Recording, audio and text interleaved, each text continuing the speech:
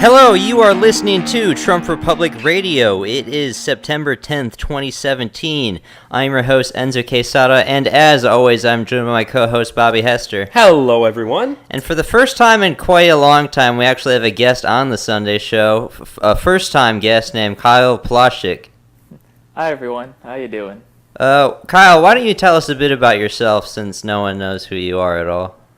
Thank you for that kind introduction. I'm just a conservative from South Texas. I used to be real socialist in high school back when I thought I knew everything, and turns out that was a very bunk path. I mean, even when I was in college, I think it doesn't surprise you guys, I actually voted for Bernie Sanders back in the primaries. But I changed around that summer when I learned about Donald Trump and his persuasion talents from Scott Adams, creator of Dilbert, and now I'm a big fan of his just because the persuasion, the fact that he won an impossible election, all these talents he has really been educational stuff. Pretty good stuff. I like anyone that votes for Donald Trump because that's what we did, so. Want to get into the first thing, Bobby? Of course, so I'll let you start this off. Okay, so the first thing that we're going to be talking about is Hurricane Irma that just hit this morning, pretty much. Yeah, just made landfall a couple hours before we started recording this. So when y'all are listening to this, I mean, you're going to know more than we know, but where in Florida did it hit landfall? Well, it first made landfall in the Key West, which is just south of Florida, kind of to the southwest. I've been to Key West before. But it's expected to make its real landfall in the Tampa Bay, St. Petersburg, greater metropolitan area. It was originally supposed to hit on the East Coast, around like Miami, that sort of stuff, but it kind of tracked westward. So it's funny, all the people on the East Coast that evacuated, their areas aren't getting directly hit. Yeah, obviously, there's still hurricane there, but... The Miami evacuation, like everyone, for days in advance, we're taking it very seriously, obviously, after seeing what happened with Hurricane Harvey. But, the orders to evacuate Tampa were just, very recent. Yeah. They had very little time. They were saying, no, you don't have a day, you don't have an hour, you just got to go now. Yeah, and I saw the math last night that they said over 8 million people have evacuated the state of Florida. 8 million people. Now, this is going to kind of sound funny. I did the math. That's roughly 10 electoral votes have left. 10 electoral votes are moving. Yeah. That's kind of funny. But, is it a Category 4 at the moment? It's currently a Category 4. It's expected to be downgraded to Category 3 after it makes its real landfall. And then as it moves up, obviously, it'll keep weakening. But, when it hit Cuba, it was Category 4, it was Category 5, actually. Got downgraded, now kind of got upgraded to Category 4, but, it's just one of those things. And when it hit Haiti and the Dominican Republic and all those different islands, everything's destroyed. Yeah, some of those, there's nothing left on those islands. They just got completely wiped out.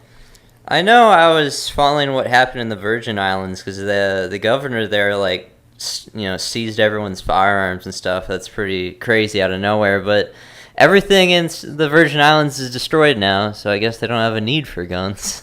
Yeah, nothing to steal. Yeah, Tim Duncan from the San Antonio Spurs actually put out a message saying, I never really like to ask people to do anything, but please help out the Virgin Islands, because that's where he's from. And so it's a really big deal, and everyone's kind of banding together, just like they did after Hurricane Harvey, to help out those areas that were affected. Now, it's kind of crazy. You look at Hurricane Harvey, their guesstimates are about $120 billion in damage. I mean, how much is this Florida Hurricane Irma going to cost? It's probably around the same area. I would assume the same. I have no idea how we're supposed to pay for all this stuff going forward. It's going to be a big chunk of money to pay for it. I mean, we're also going to get into the debt ceiling. They just passed that, $8 billion to go, give relief to Harvey. That's not going to be enough at all. I mean, now we have to pass another one to go help out Florida. Yeah, and didn't they also say that I think it was the FEMA budget or their hurricane preparedness budget? Whatever. Last week we were talking on the show, the hurricane preparedness budget was pretty much empty, right? Pretty much went bankrupt with Harvey. And then I believe it was FEMA was going to go bankrupt as of Friday. So they don't have any money. No one has any money. I don't know.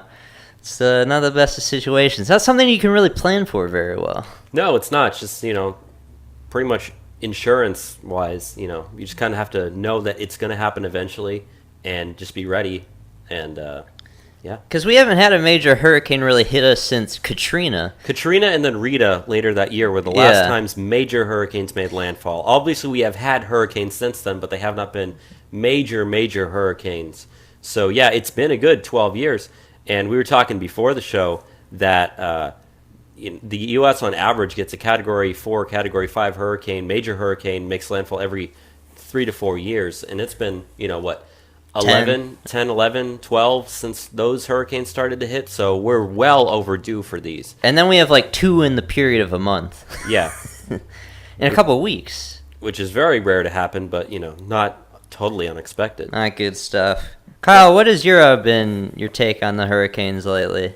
Well, if I'm going to start with Harvey, I'm going to say thank God that Texas has a lot of rainy day funds. Not even a lot, because I know for a fact that with the balanced budget amendments and all the savings we do, that with what we have there, I know the state has been ready to send in what it needs to do. I know we have HEB, and I know someone told me that HEB showed up before FEMA did in Houston and all those places. Which, if you don't know what HEB is, it's like a supermarket here. It's our biggest one. It is if you come to Texas, man, HEB is where everyone goes to shop. But, there's also local government funds. I know where I come from. In Victoria, the local government did a great job of handling things. They have the funds for it. They even set up GoFundMes for discretionary budget for, people who need the most help. I'd imagine Florida is probably the same way, because I know they also, like Texas, are low on the taxation. I know they're very anti-income tax at the state level and all that stuff. So, it's not, whatever funds they have left over, it's not going to solve everything, but I'm sure it's going to help out a lot. And I would assume for, when it comes to rainy day funds, hurricane preparedness funds, Florida would be well more prepared than Texas would be. So if Texas is able to handle something like this, then Florida definitely should. Yeah, they get hurricanes much more often than Texas. They do get them every year. It gets at least, something there. What was the last time Texas got one? It was a very long time. I think that was Rita. I think so. It was, 12 years. But, yeah, not too much other to say in that, since it's happening as we're speaking, but, hopefully it's not too bad. Pray for the best. Let's move on to the next thing, though. This is the big political thing I really want to talk about, because it's been pissing me off all week. And that's the DACA stuff. Bobby, you want to go into it a bit? Yeah, so this is something, we actually talked a lot about this last week on the show, was the possibility that the Trump administration would be ending DACA. And then, the next day. Yeah. Well, they said they were set to make the announcement the following Tuesday, but all the details of it leaked the day before. Yeah. And then they then went on to officially make the announcement that following Tuesday. But pretty much what we said happened, yeah. Trump is getting rid of DACA, which stands for, what would it stand for? The Deferred Action for Childhood Arrivals. Right.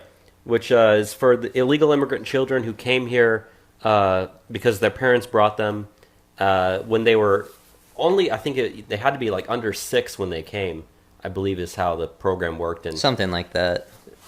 People keep thinking these are talking about children. The average age of a person on DACA is 26 years old. Yeah. We're not talking about children here. We are talking about adults. They have been here a long time to become that age. It's over 65-70% are adults. And there's roughly 800,000. You have to be at least 16 to qualify for DACA. Right. And so there's at least around 800,000 is the number they keep using. But Trump said that they are getting rid of DACA, but they're doing so with a 6-month delay.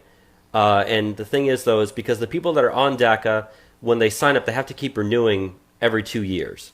So the way that it's currently going on right now is the Trump administration said, look, if in the next 6 months your 2-year renewal ends, you can apply for a one-time 2-year extension. After that, you can be deported after that. And the people that are currently on it, you've got until your thing ends, and then you can be deported on that. So, which is about half of them. Yeah, which is roughly half. And they said that the period of people ending within the 6 months is a very large portion of it. You'd think, it'd be kind of spread out, but no, it's almost clustered. So I've seen a lot of infighting on the right, especially about, we should have just immediately done it, or why this whole 6-month delay. And we kind of went into this last week, but I know you're going to go off here in a second, so I'll continue to say what I'm going to say. But with the whole 6-month extension thing that's going on, it does push the deadline into the primary season. Yeah. And so because it's pushing into the primaries, and we saw this immediately after they said this, Congress tried to put on the table, what was it, the DREAM Act? The Bridge Act. The Bridge Act, yes, I'm sorry, the Bridge Act. And so the Bridge Act was pretty much going to like extend or legalize DACA, because DACA is an unconstitutional executive order from President Obama. Yeah. And it pissed off so many Republicans in the base that, Congress completely failed with health care. They haven't really done anything yet with tax reform. Yet immediately they have something on the table when it comes to immigration. Because apparently they wrote that bill back in January. Yeah, they're prepared for when Trump knowing was that do Trump this. would get rid of DACA so that they could then immediately put it on there to try to do this. But the Republican base doesn't want amnesty. They don't want, illegal immigrants to be in this country. They want health care reform. They want tax reform. They don't want Congress to be wasting their time on immigration. So it's kind of a smart move, even though I want those people deported. I don't want the illegal immigrants to be in this country. But it is a smart political move because what that does is it forces Congress to make a choice, especially, the Republicans, that is, in Congress to make a choice. Do I want to have to defend DACA in front of my constituents who do not want it? We saw polls like 85% of Trump supporters don't want DACA to be in place. They don't want illegal immigrants to be here. I know that there's like a Now This video that's being pushed out that says, a majority of Trump supporters like it. That information was completely false. But that being said, if you're a Republican, especially in a close district or a close Senate race, are you really going to want to go in front of your supporters and your constituents and tell them, I'm going to do this, while they're harping at you for not doing healthcare and not doing tax reform? Meanwhile, a pro-Trump candidate that's running against you says, I'm going to do this, I'm going to do this, I'm going to get rid of DACA and all this stuff. That person is going to be more successful. And we've already seen that in polls with like Kelly Ward over Jeff Flake in Arizona, Danny Tarkanian over Dean Heller in Nevada, and so many other cases. Kid Rock against Debbie Stabenow, I believe. Stabenow, yeah, Stabenow. I think her first name was Debbie. Up in Michigan for the Senate race. Latest poll has him up 2% over her, 48 to 46. So you're seeing this all across the country, that the pro-Trump candidates are winning against the anti-Trump candidates. And the same thing goes for DACA, that if they continue to do this, you're going to have pro-Trump candidates beating out in the primaries any Republican who stands in defense of DACA. Not only that, but the point that it does go to is, even if Congress was trying to pass some sort of amnesty bill, they might have enough votes to actually pass it in the House or Senate. They'll get all of the Democrats on that vote. Exactly. They'll have all the Democrats, but I don't think enough Republicans will be there in order to have a veto-proof majority, because you might get enough votes to actually pass it. Trump is not going to sign blanket amnesty. It's debatable whether or not he might sign an extension for DACA or make it legal. That's completely debatable, and I'm not talking about that. But blanket amnesty bill, he would easily, he would veto that, and you wouldn't have enough votes to override that. So, as it stands for right now, DACA will die. You've got the 6-month extension. People can apply for 2-year extensions, but after that, those people are subject to deportation immediately once their DACA renewals run out. So I'll let you go to what you were going to say. Now, Trump tweeted out saying that, hey, DACA's gone, now it's up to you, Congress, to do something, almost insinuating that he'd be okay with, signing DACA legally as long as they pass it through Congress. Now, he's not explicitly saying that, but that gray area that he's left there is kind of concerning. But I do believe that, like you said, that this is a good place to set up Congress to fail. I know Mitch McConnell has been talking about this. Like, there's just people don't really want to put their name on it in the GOP. Okay, these guys already aren't popular. They don't do anything. Okay, they haven't done anything for their base. The last thing they want to do is show their base, like, hey, I care about these illegal aliens way more than you. Which, I mean, like, a third of Republicans think that already. But yeah, it's been a rough week because I don't know if we are winning or not. That's the thing. We just have to see what happens the next 6 months. We have to see what Congress is going to do. But the reaction across the country has been crazy. Have you seen the amount of protests that have been going on? I mean, there was protests in our college campus for it too. Yeah, sadly I didn't get to see them. Really? I didn't even know there were protests. It was here. very low energy, just like Jeb Bush. It was at Alcac Library at the steps there. Oh, man. They just had the signs that said, like, I don't Was it the know, horse defend statue? DACA. Was that the horse statue or was it on the steps? It was on the steps. Okay. Anyways, I'm going to jump in about DACA real quick, because here's what I can tell. If we're going to, let's back up a bit. So you mentioned, he's going to pass it out in the Congress. And from what his official statement was, from what I read, my understanding is, the way he's playing that is, I'm not a dictator, I'm not in charge of government, Congress is, this should have gone through Congress, so instead of just getting rid of it, I'm going to pass it down to Congress where it belongs. And then the reason that's important is because Trump has to deal with this, Trump is Hitler, Trump's a dictator, all this stuff, he's been dealing with that. So he does this big power play where he says, I'm for the Republic, so I'm going to pass it down to Congress. So you have that going on. That's a pretty good move. And as far as it going in Congress, it's probably going to pass. And the reason I'm going to say that, and I know you guys are giving me that look, but so yeah, it's going to have 100% Democratic support because we all know they all vote together. And DACA's going to only need like about a third of Republicans to say yes to it. And Republicans are more individual-minded with voting. We saw that with healthcare.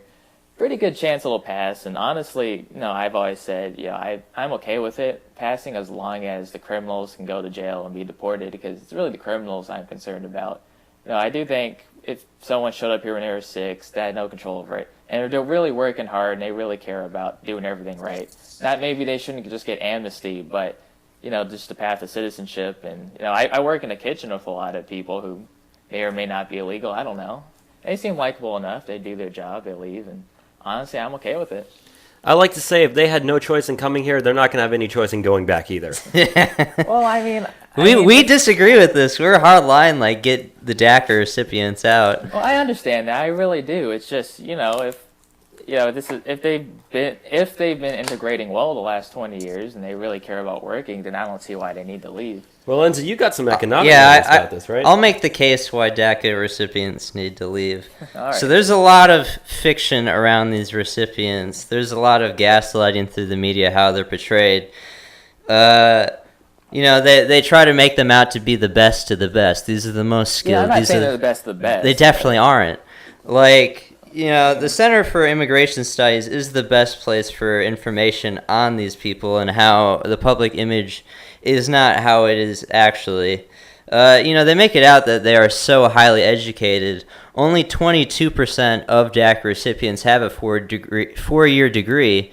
40% of Americans do, so they are already underperforming in colleges. 20% of DACA recipients are high school dropouts, so they have less than a high school degree. So 20% of dropouts and 20% have no education beyond high school and have no plans to. So, you look at the average income of DACA recipients, it's only around $41,000. So people make it out that these people leaving will be a big loss to our economy.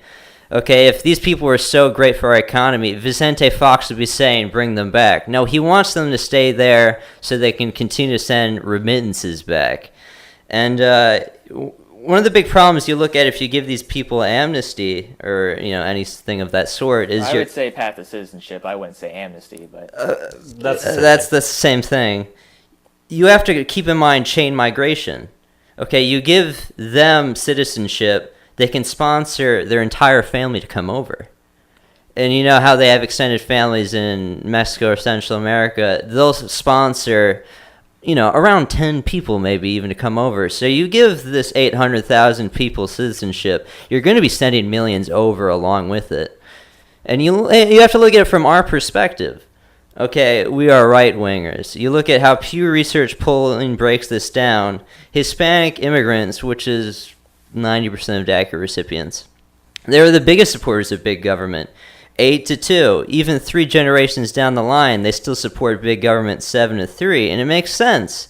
You look at the 2 of the 3 biggest parties in Mexico are socialist parties. So, these people are going to be voting against us and our interests if we let them come here. We're going to subjugate ourselves to foreigners by doing so. It's delegitimizing our democracy, letting foreign interests take over our interests here in the country.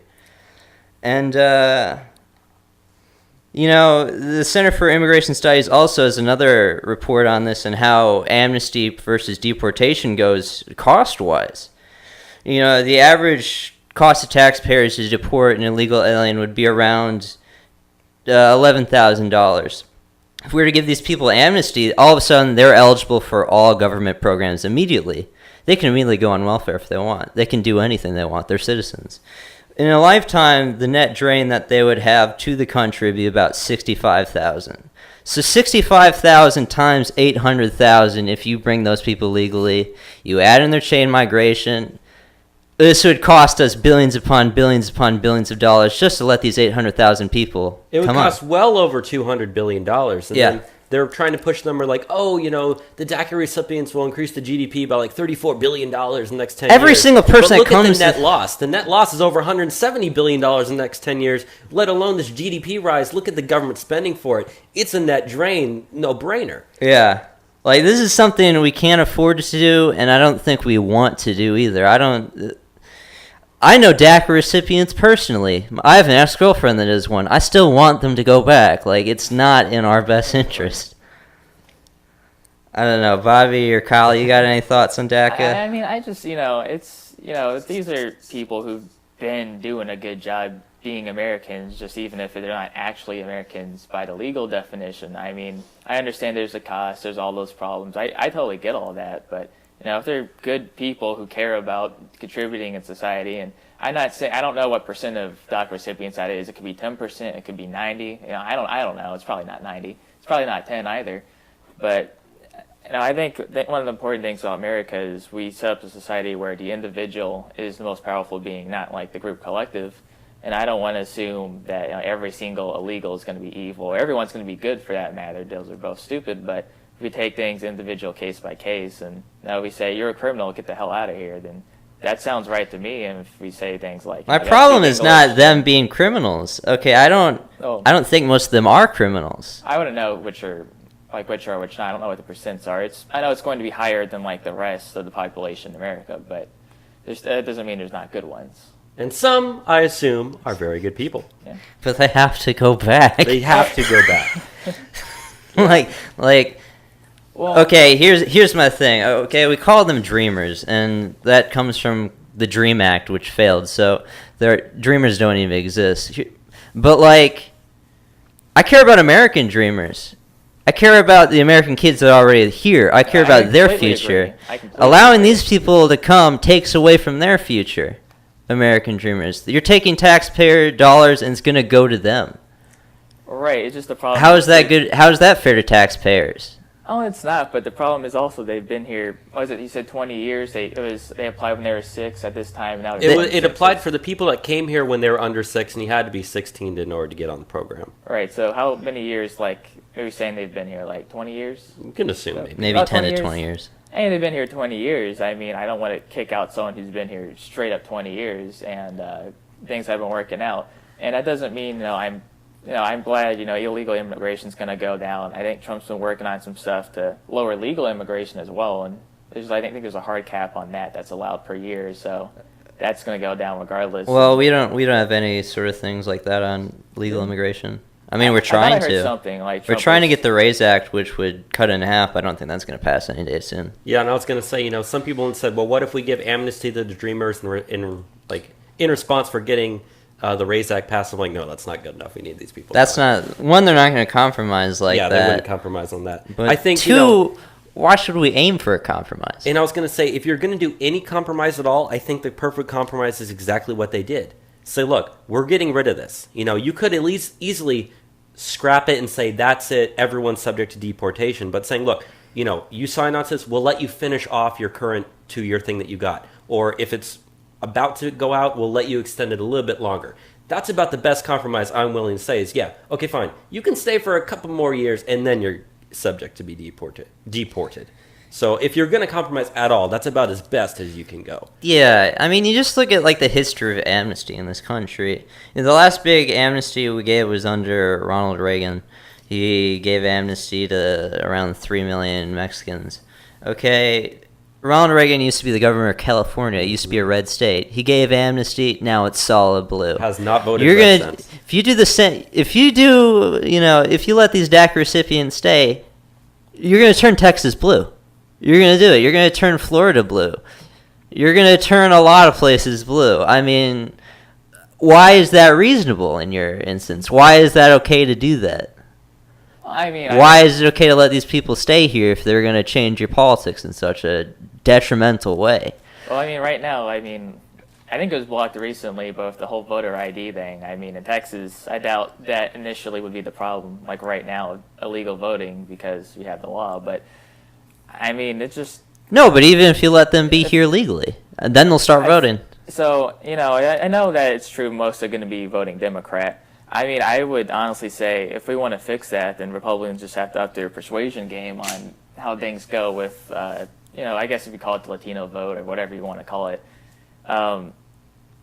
Because Democrats have somehow managed to totally get the, you know, convince everyone that they're on their side and all this stuff. But, I mean, I don't know. It just seems like to me that to say we're going to deport them to fulfill our political interests and like that's the reason to do it seems kind of silly to me because as much as I don't like the Democratic policies, I mean, I'm not under the assumption that these people are going to intentionally come in here and ruin everything other than like, because I know. I mean, we've already stated they are going to be a drain to us. And the only people that make out as bandits are corporations that want lower wages. And the thing is about that, you know, when you look at, I agree with that. I was going to say when you look at big government versus small government, I assume, you know, a vast majority of people on the right favor small government. They want small government. If you allow people in that are going to vote for big government, I mean, like we said, Texas is already set to go blue within the next 15 years. Florida's going to go blue. Yeah, 10 to 15 years. Florida's going to go blue. You give they might have an election left. Let these people come in, you know. How is any small government anything going to happen at the national level if Texas is suddenly a blue state? If no, we're never going to win anything again. If Arizona is suddenly a blue state, if all the states that you think are red, if all you have left is like Kansas, Wyoming, and Oklahoma, you're never going to see a small government anything at the national level ever again. So you are literally committing political suicide if that's your end goal. Like.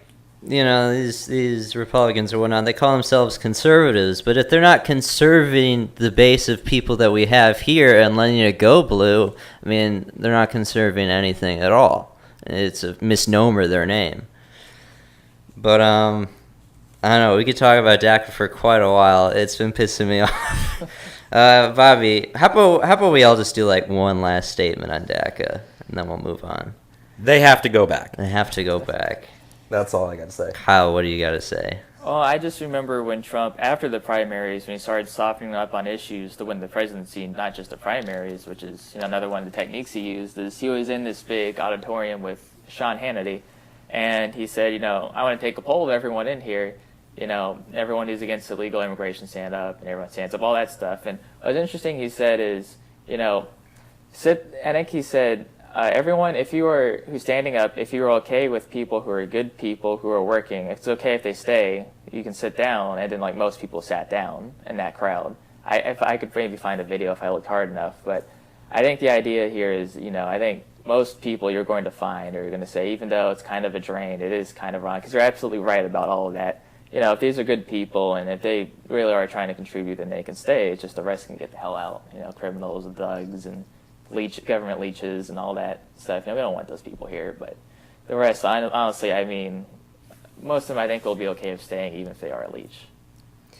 So I guess in my closing statement, I'll say they'll all have to go back. And, you know, you want to look at why. Here's a good reason. Last week on the show, we were talking about a group that Mark Zuckerberg has that is a pro-immigration lobby that did a report. And there's around 700,000 jobs that DACA recipients work currently. That's 700,000 jobs Americans could hold. This is one of the biggest single things that we could do to bring jobs in for Americans. Okay, we always do the job reports month by month. 700,000 jobs entering back into the American economy. It's crazy. Yeah, I think they need to go back. I mean, I'm sorry, but if there is no punishment for illegal immigration, people are going to continue doing it, okay? When we passed amnesty under Reagan, the idea was, it was going to stop. What happened? The inverse. If we do something again like this, it's only going to say to them, we're okay with this, and we're not. But We've been talking about this yeah, for like half quite an hour a while. now, so. Let's move on to the debt ceiling bill. Right. So the next thing we talk about is the deal that Trump did with Nancy Pelosi and Chuck Schumer to try to get a short-term debt limit deal going. This is another thing I've seen a lot of infighting on the right. A lot of people not supporting Trump because of this.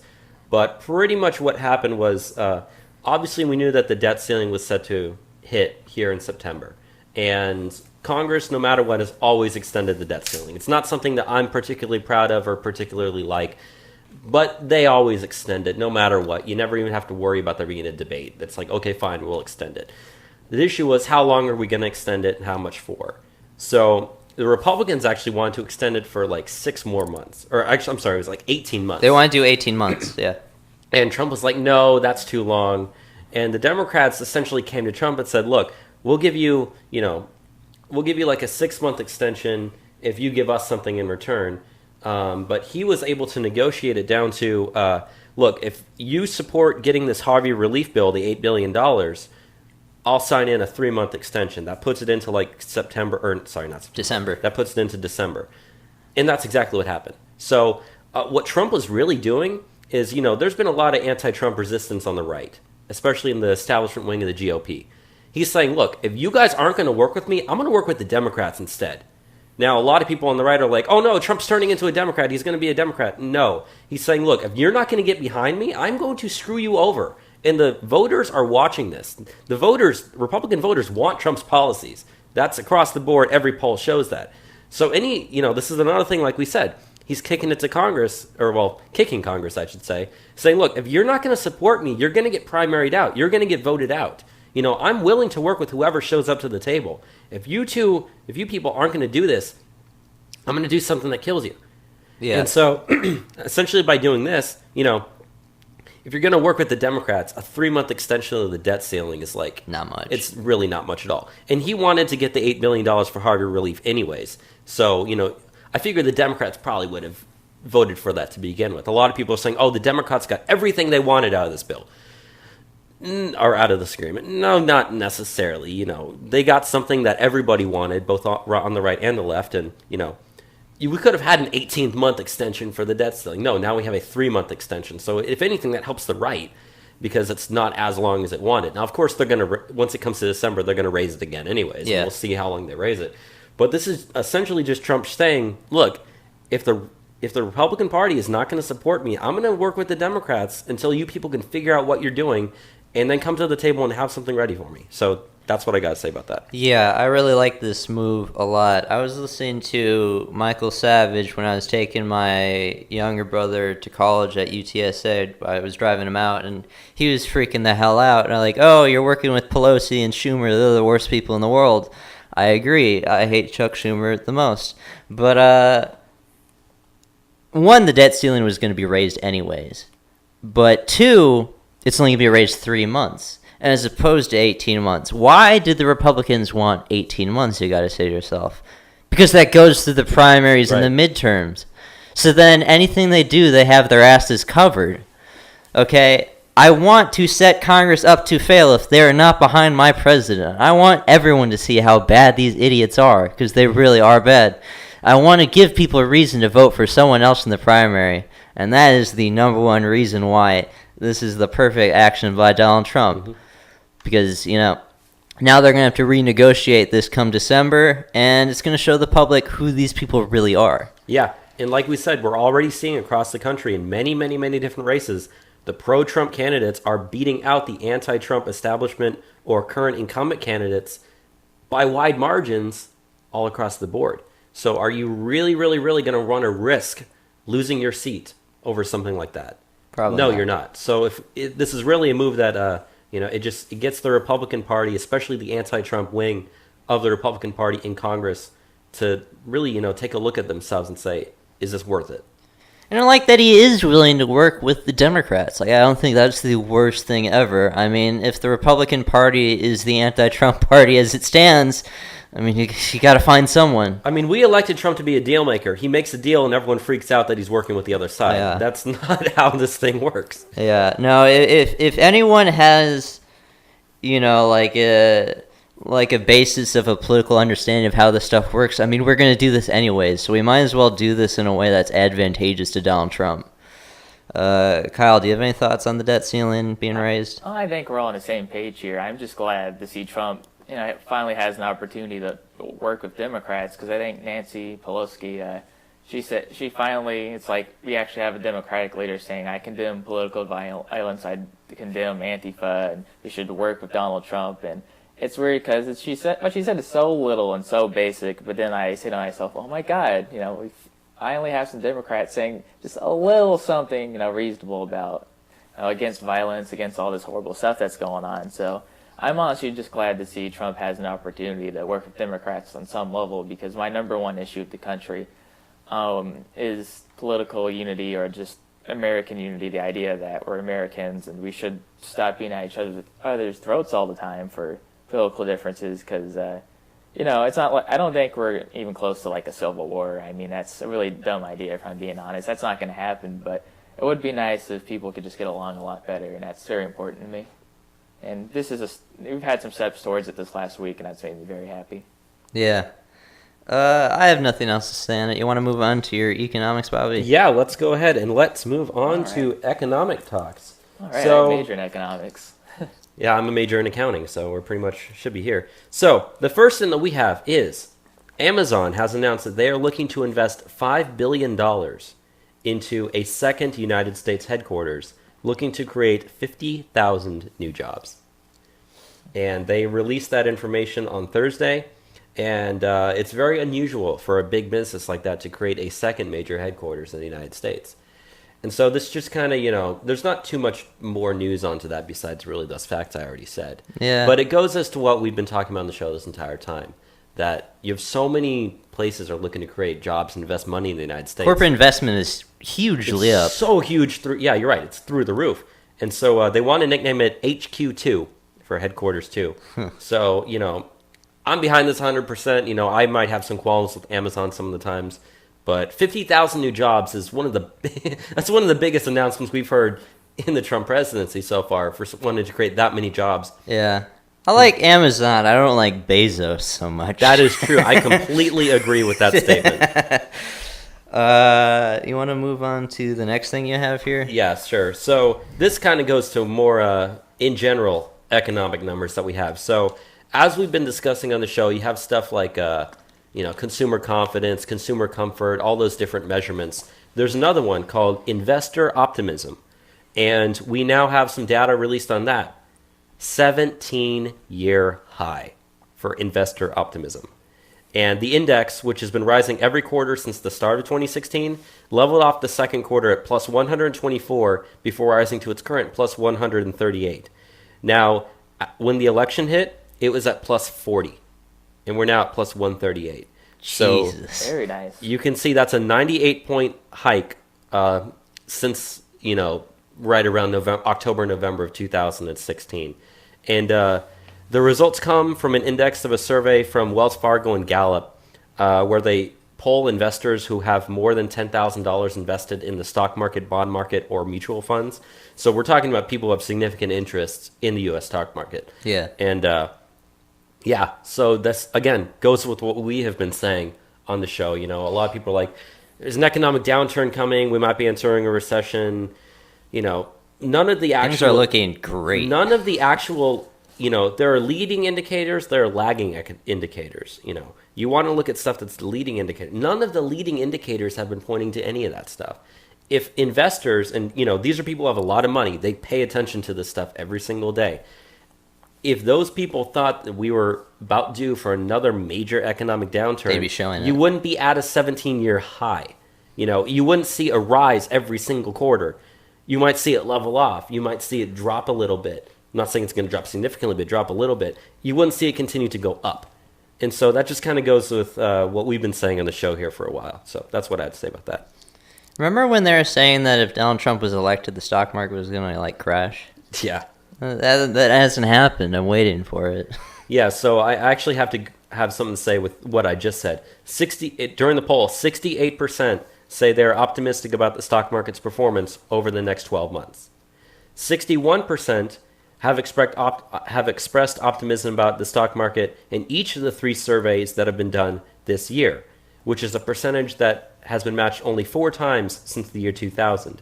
25% say they are, quote, very optimistic, which topped the previous high of 24%, which happened in the first quarter. 1 year ago at the same time, only 11% said they were very optimistic. So you have very high increasing levels of optimism among investors right now.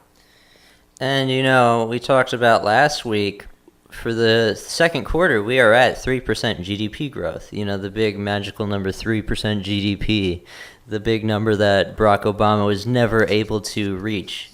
I mean, you can see it in the investor optimism from this point last year to here we are now with Donald Trump. It's light and day. And I mean, these people under Barack Obama, they say like, oh, he saved the economy. He got us out of the recession. Like, no, it's like the worst growth we've ever seen in an 8-year presidency. Immediately out of the gate, Donald Trump is immensely better. And remember, like we said, the Atlanta Federal Reserve said they're expecting to see 3.7% in the third quarter. And they keep on, upping the previous numbers from previous quarters as they have more data to go back and relook at it. Yeah. And they want to do rate hikes, which, I mean, we've already seen one under Trump. We didn't see any under Barack Obama. They said they wanted to do 3 this year. Like, this shows they have a ton of confidence in the economy. Yeah, the reason why you don't have rate hikes is because you don't have confidence in the economy. I mean, I have qualms with the Federal Reserve. I'm sure all of us in this room do. But, Janet Yellen's not the best person. Yeah, she's not. I do not like her at all. But, the Federal Reserve still exists. They look at this sort of stuff. They debate it amongst themselves. They know things are looking good, and that's why you're able to have these slow and steady rate hikes. Don't have a massive one. I mean, we were sitting at pretty much 0 for almost the entire Obama presidency. And there's a reason why that didn't trigger any economic growth. So, yeah. Kyle, you have any words on these 2 things we've said? I mean, I've always wished I had a pocket universe where Hillary Clinton won, just because I just don't know. We have a podcast like that. Well, no, I just want to see, just so I could see where the stock market would have gone, because I'm honestly curious what would have happened there if it went up, down, not changed at all. I'm really curious because, we see Trump wins and everything goes straight up, of course, because he's very pro-economics. I'm very happy about that. I'm just really curious if, these investors, if Clinton won, if they would have all said, all right, we're all pulling out, or if they just wouldn't care, or maybe they would have liked it. Who knows? I really don't know. Well, when we did Hillary Planet podcast, which was a parody podcast. I can't wait to do the next episode. 2 weeks, Enzo. We're doing it in 2 weeks. 2 weeks? Okay, yes. I'll plan. 2 weeks. So, Hillary Planet podcast, if you don't know what it is, it's an alternate reality podcast where Hillary won, and both me and Bobby are the biggest Hillary supporters. And, bad stuff is always happening, but we are super psyched about it. So, in Hillary Planet podcast, the stock market dropped, what? It was 9,000 points. Yeah. But we're down with it. We're just... I mean, you guys saw that website, right, where they said where they pretended Hillary Clinton won, and she went to go meet. That was some of the inspiration for it. Yeah, she went to go meet I think it was a dead serious one too, but website. But she meets Macron, and it's our election was just like in America's, and everything's all happy and stuff. It's hilarious. But anyways, I'm just amazed that Trump, just with his election without having actually done anything yet, has managed to make the economy just explode. And that's incredible. And what's interesting is I remember back during the 2012 election, my father was even saying, he said, if by some circumstance Romney happens to win, I mean, I knew Obama was going to win, I knew Romney was going to lose, but said, you'll see an explosion of just economic confidence that this country's never seen. And it took 4 years, and that's exactly what we're seeing now. So, yeah. And just thinking of Hillary Plant podcast for a second, when we were talking about the stock market, it was going down. You had your whole roller coaster. Yeah, thing. See, when the market's going up, it's like you're riding a roller coaster. Just kind of tick, tick, tick, tick, tick. It's slowly going up, not too fun. You're not having fun. Around, you're like, oh, this is boring. It's the fun part when it drops. Yeah. And then you're like, yay, and you're screaming, got your hands up in the air. They don't take your picture at the top before you drop. They take it at the bottom. That's when you're having the most fun, Everything goes up and down. So, the fun part's when you go down. And who cares if all those rich Wall Street people losing all their money? We'll just use the Federal Reserve. We don't need the economy. Yeah, we can just print more money. We don't need this. Let's not go into Hillary Clinton podcast, but I can't wait to do that again. If you haven't heard it, listen to it. It's pretty good. 2 weeks, folks. Get ready. Yeah, we'll do it in 2 weeks. Let's get into the last thing for the economy that we have here. So this kind of goes along with that. There's another poll that's going out that was done by the some society that does. It's actually a SNAP poll, done by the people to do the participation for Supplemental Nutrition Assistance Program, SNAP, with your SNAP benefits.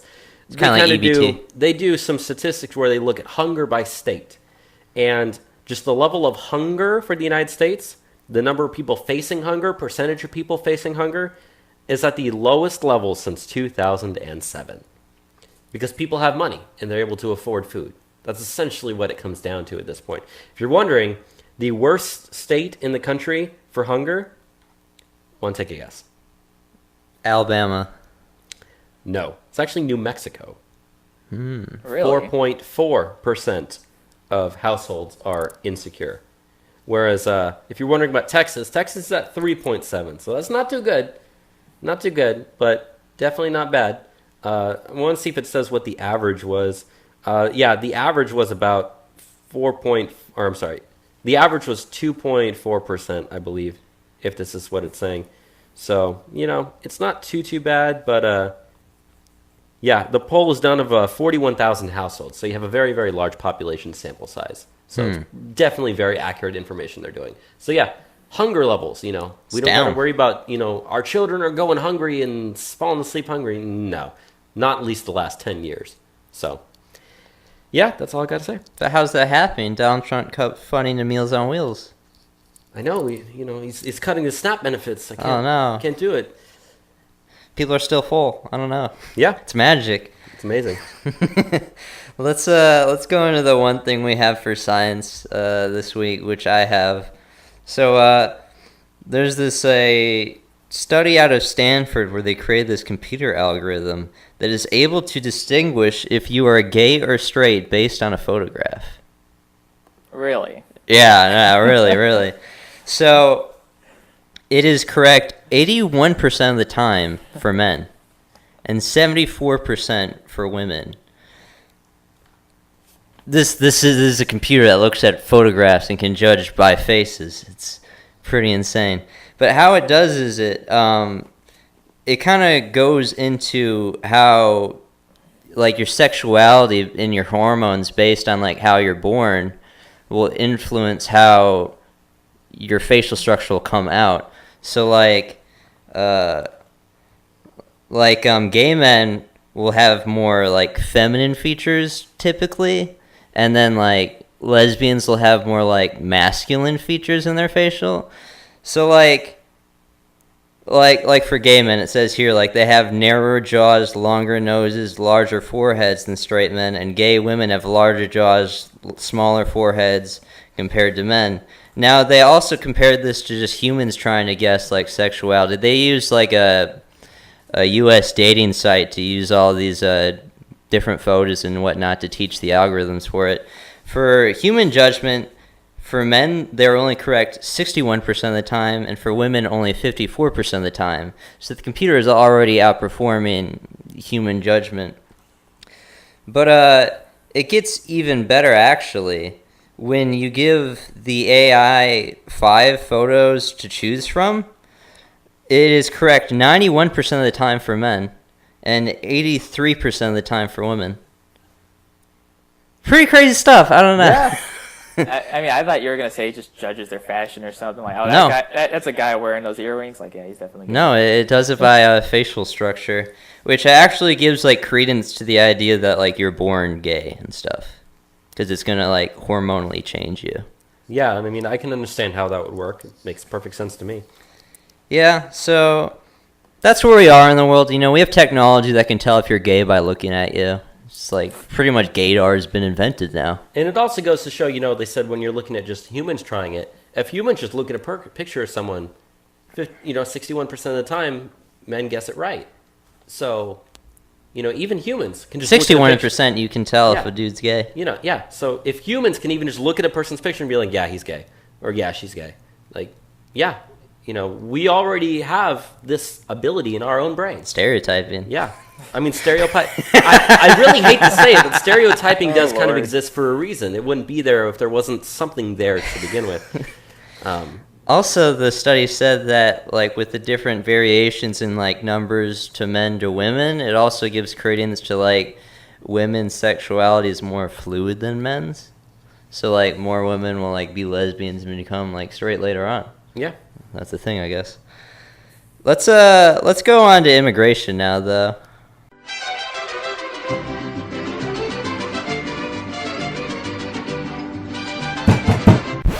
Open the door! Immigration! La migra, vamos, niños! This week in immigration. So we touched on the first and most important thing this week on immigration with DACA already, but we do have a pretty good study that came out of the Center for Immigration Studies once again on how we are losing, over the course of 10 years, $296 billion in lost taxes due to illegal immigration. Yeah, this is mainly through loopholes that they do on wages for immigrant workers. So this is what I said, like, corporations, they want the cheap labor because also they can get tax write-offs on the cheap labor. This is also why wages haven't increased in like 40 years. Ever since 1965 when we passed Hart-Celler Act, which, opened the floodgates to the third world, and also with it came a bunch of illegal immigration, wages have stagnated. And, unless we can crack down on illegal immigration and also these tax loopholes that corporations have on, illegal immigrant labor, this is not going to continue. I mean, this is a huge chunk of money we're missing out on. You just look at the lost taxes per year that we miss out on. We could fund Donald Trump's middle income tax cuts by itself just on that. So, they have some interesting numbers that come out of there. I have the numbers here if you're looking for them. You want to go into some of them? Yeah, so when you're talking about the average wage write-offs and stuff for companies, it says the estimate that the wage write-off is for the U.S. is $25 billion a year by corporations, or $254 billion over 10 years. And the tax credit loss is estimated at $4.2 billion a year. So with a single year, you could pay for the wall. Yes, you could. With a single year, you could pay for every single deportation to get every illegal alien out. And then we could save all this money every single year afterwards. But by not doing this, we're continuing to have to lose all that money. So when people say, like, oh, the wall's too expensive, you can't do it, like, oh, look at all the money we would save just on these tax loopholes alone. That's not the only way that we're losing money on these people. It's one of those things, like you said, it literally would pay for itself. Yeah. Because if you build the wall, in the course of a year, it could. People over the course of a year, even be a little bit generous and say 2 years. That money reflows into the system, and you're exactly where you were off beforehand. So it does pay for itself.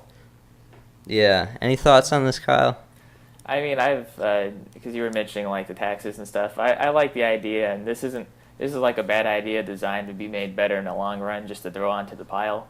That if we were to say, if you're legal immigrants, you can stay, but, you committed a crime, so you have to pay, let's say, $100 a year for 10 years, or just something like that. And that's a good way to pay for the wall, is to make them pay all this money down the line, and then Mexico paid for the wall because these Mexican people who are now in the country, and I guess what in this hypothetical situation would be Americans, are paying for it. Are you aware of the taxing of remittances? I'm not. Enzo, you know this. This is our best idea of how to pay for the wall, which the government, last week members of the Trump administration have said that they also are in support of this idea, and that's what their kind of ultimate goal is, where they want to get to. So one of the biggest ways that illegal immigration and legal immigration hurts us is tax remittances. That's the money that enters, or it's the money that leaves the United States, sent out through like wire transfers, Western Bank Union stuff. It's actually the biggest source of foreign income for Mexico. It's about a sixth of their economy is money from the United States sent back. Full back six. to people's families. Wow. So what's been pushed around is you could put a 2% tax on this money. It's billions and billions of dollars leaving out, but essentially, I don't have the numbers in front of me, so I'm just ballparking a bit. You could have the funding for the wall in about 1 or 2 years with a 2% tax on remittances. Yeah, I mean, that's an idea. I think I've read somewhere that the wages for just construction workers since Trump won has already gone up a pretty good percent, right? Yeah. And, I remember some people say, hey, if you kick out these illegals, who's going to pick the cotton or pick the crops? And I said, well, I'll do it for $15 an hour. Just don't pay me $7 like you're paying these legal immigrants, right? Yeah, and that kind of goes to the point that we were making, that it undercuts wages all across the board. Yeah, I wage would depression. Do it, by the way. I would totally go out there and do it. I just make sure I get my sunscreen on. We've also talked about on the show that they are working on technology to pick the crops right now with robots, but I mean $15 an hour, that's a pretty good deal to go pick crops. I mean, I'd be down to do that as well. Let's go into the next thing that we have here. There was a quote-unquote dreamer named Karen Quadillo who kind of got famous this week for crying on TV about, I'll use some quotes from what she said. "I've been fighting for so long to be able to sustain myself, to go to school, to be productive. And it just feels like everything is going to waste because I could go back to Mexico." So she was on TV crying. I saw this passed around on Now This, which is huge source of propaganda. I saw some people on Facebook post up this video. You could probably look it up if you just looked up Karen Quadillo if you're really interested. That's Karen with a K. Yeah.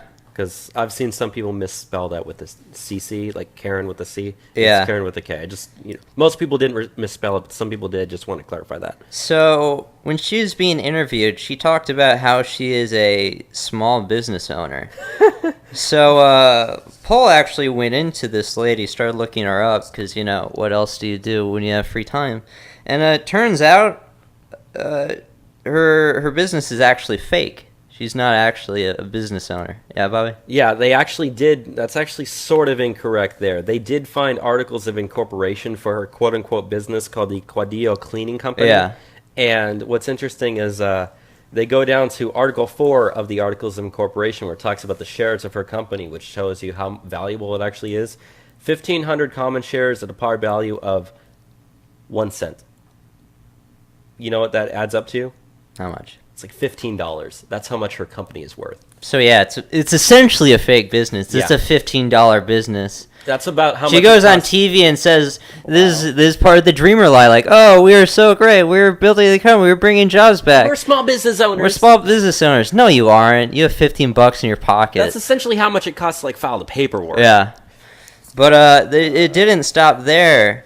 So they kept on looking, and they actually found that she is registered to vote. An illegal alien that is registered to vote. And they also looked further into it, and she had actually given money to a PAC called Act Blue. Foreigners are prohibited by federal law from giving money to PACs. On top of she's probably voting. So, yeah, definitely got to keep this person that's committed several felonies. They're definitely sending their best. And they say they don't commit crime. This lady is committing crime. And we're supposed to give a shit because she cries on TV. Go fucking cry me a river in Mexico. Get out of here, okay? Yeah, Guadalupe River's been a little low. Yeah, maybe the Rio Grande needs some more tears. Go help it out. I mean, I think we totally agree that, she's committed crime, she can get the heck out, but I was going to say, I have sympathy for, a woman crying on television, she wants to stay, and then you explain she's committed all of these crimes, and I'm like, well, that changes my mind pretty quick. I don't have sympathy for liars, so. And what's even also interesting is she has 4 separate GoFundMe accounts that she set up within the last couple of years to try to help her raise money. Yeah. So, that's literally all she's doing is trying to, beg people for handouts. Yeah, she's just trying to exploit people's emotions for cash. And she's, trying to exploit it so much that we give her citizenship for doing nothing but committing crimes. Thanks so much, Karen Quadillo. definitely sending your best. Let's move on to the last stuff that we have for immigration this week, and that is about some refugee stuff going on. So on Thursday, a U.S. Court of Appeals rejected the Trump administration's effort to temporarily bar most refugees from entering the country, ruling that those who have relationships with a resettlement agency should be exempt from an executive order barring refugees. A 3-panel judge on the Ninth Circuit Court of Appeals. Always the Ninth Circuit, Bob. Always the Ninth Circuit. Circuit. How does this... I don't know. A three-judge Ninth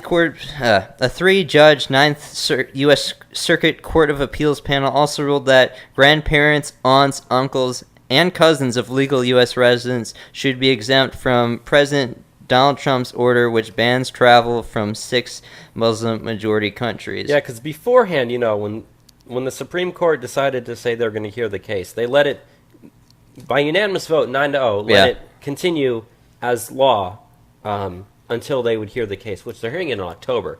So about another month before they actually hear the case. And so, as part of that... The Ninth Circuit Court of Appeals was the court that upheld the travel ban 2 times in a row. That denied the travel ban 2 times in a row. And so, but remember, they said that even the Supreme Court said you had to have a bona fide relationship, like a father, a son, a brother, a husband, a wife, a child, something like that. And so now the U.S. Ninth Circuit here is saying, oh, you got to include the grandparents and the aunts and the uncles and the cousins. Which at this point, you're pretty much, again, allowing all these people to come here, which the whole point is to not let these people come here. Okay, so the countries banned are Iran, Syria, Libya, Somalia, Sudan, Yemen. Okay, there aren't central governments in many of these places that even offer passports. Like, Somalia doesn't have passports. Syria doesn't have passports. How are we supposed to even confirm that these people are cousins? Okay, if you're a cousin, you don't have to have my same last name. It's so easy to lie about this bullshit. It's a matter of state security. Okay, we're fighting in some of these countries, and yet we still bring them here? How's that good for safety? Once again, the Ninth Circuit Court of Appeals is threatening American security. And you know what? Here's what I gotta say. In another month, the Supreme Court's gonna hear the case, and it'll be a couple months before they release their decision. We're probably gonna get the travel ban legalized completely by. It's always been legal. It has always been legal. But I mean, constitutionally proved. Yes, you can do this, which means it's already constitutional as it stands. Especially So it's just the Dems are trying to use the Ninth Circuit to push all they have, because that's the only power they have left in this country is all the courts, because Obama filled so many of those positions. Thankfully, as I said last week on the show, the Trump administration is making very good efforts to fill vacant court seats across the country in different appeals courts, appellate courts, circuit courts, all this sort of stuff, without really making that into like national stories. So kind of in the background, no one on the left is freaking out about this because they don't really know about it. So as it continues to go down the line, as these judges retire and new people get put on the board or vacant seats get filled, more of these decisions will start come out favoring our side. Yeah. It's just, it's taking a while for the system to work itself out. Because the system is against us. It's true, it is.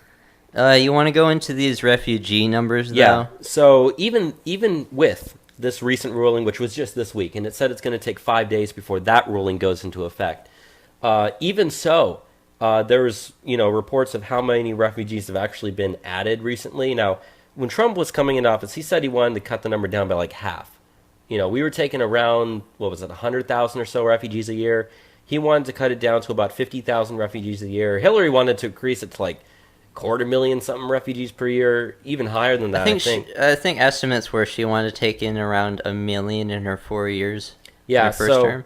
They said that in the month of August, the U.S. took in 913 total refugees. That's the first time in a 1 month period the U.S. has taken in less than 1,000 in the last 15 years. Not only that, but they said if you look at the actual pattern, it's very, very interesting because of the 913 refugees, 551, which is 60%, were Christian. And most of those were from the Ukraine, in fact. They weren't even from the Middle East. So only 24% were Muslim, and and only about half of them were even from the Middle East as well. And they said if you actually look at all the other data that's been going out, pretty much what they've been saying is, the entire monthly refugee admissions number has just been going down and down and down every month. So if you remember back a couple of months into the Trump presidency, they lifted like a ban or whatever on the number of refugees. And a lot of people thought that was the Trump administration cucking to the left, saying, oh, by releasing this ban, like this arbitrary limit, we can theoretically take in millions. And I was sitting here saying, no, just wait on it. Just because the ban number, the ceiling has been lifted, doesn't mean we're going to do that. In fact, the opposite has happened. We lifted the ban, and we've been taking in less and less and less. And the percentage of them who are actually Muslim has, in fact, gone down as well. And they said that if you look at the statistics, Muslims in the month of January, and I'm going to say the first number is Muslim, the second number is Christian, as a percent, 49 to 40. In February, it's 50 to 41. March, 46 to 43. Ever since April, Christians have been over 50%. In fact, it's going up from 54% in April to 60% in August. The number of Muslims has been going down. It was 35% in April, now 24% in August. So we're not only are we taking in less refugees, the ones that we are taking in are more Christian than Muslim anyways. Yeah. And a lot of that does have to do with stuff like where the they're travel coming ban from. putting into effect. We're taking in more refugees from countries like Ukraine where there's a lot of fighting going on. Which we talked about on Wednesday. Exactly. And we're not necessarily going after,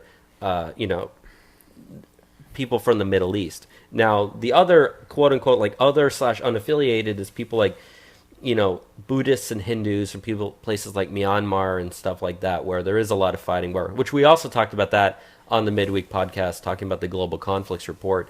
That's been about 11 to 16%, and that's about stayed even across this entire board, in case you're wondering. Which, if you haven't listened to our 2017 Global Conflicts Report, that was the midweek mini podcast we did this week. I thought it was very good. I always like our shows that we do, but I thought that one was extra well done.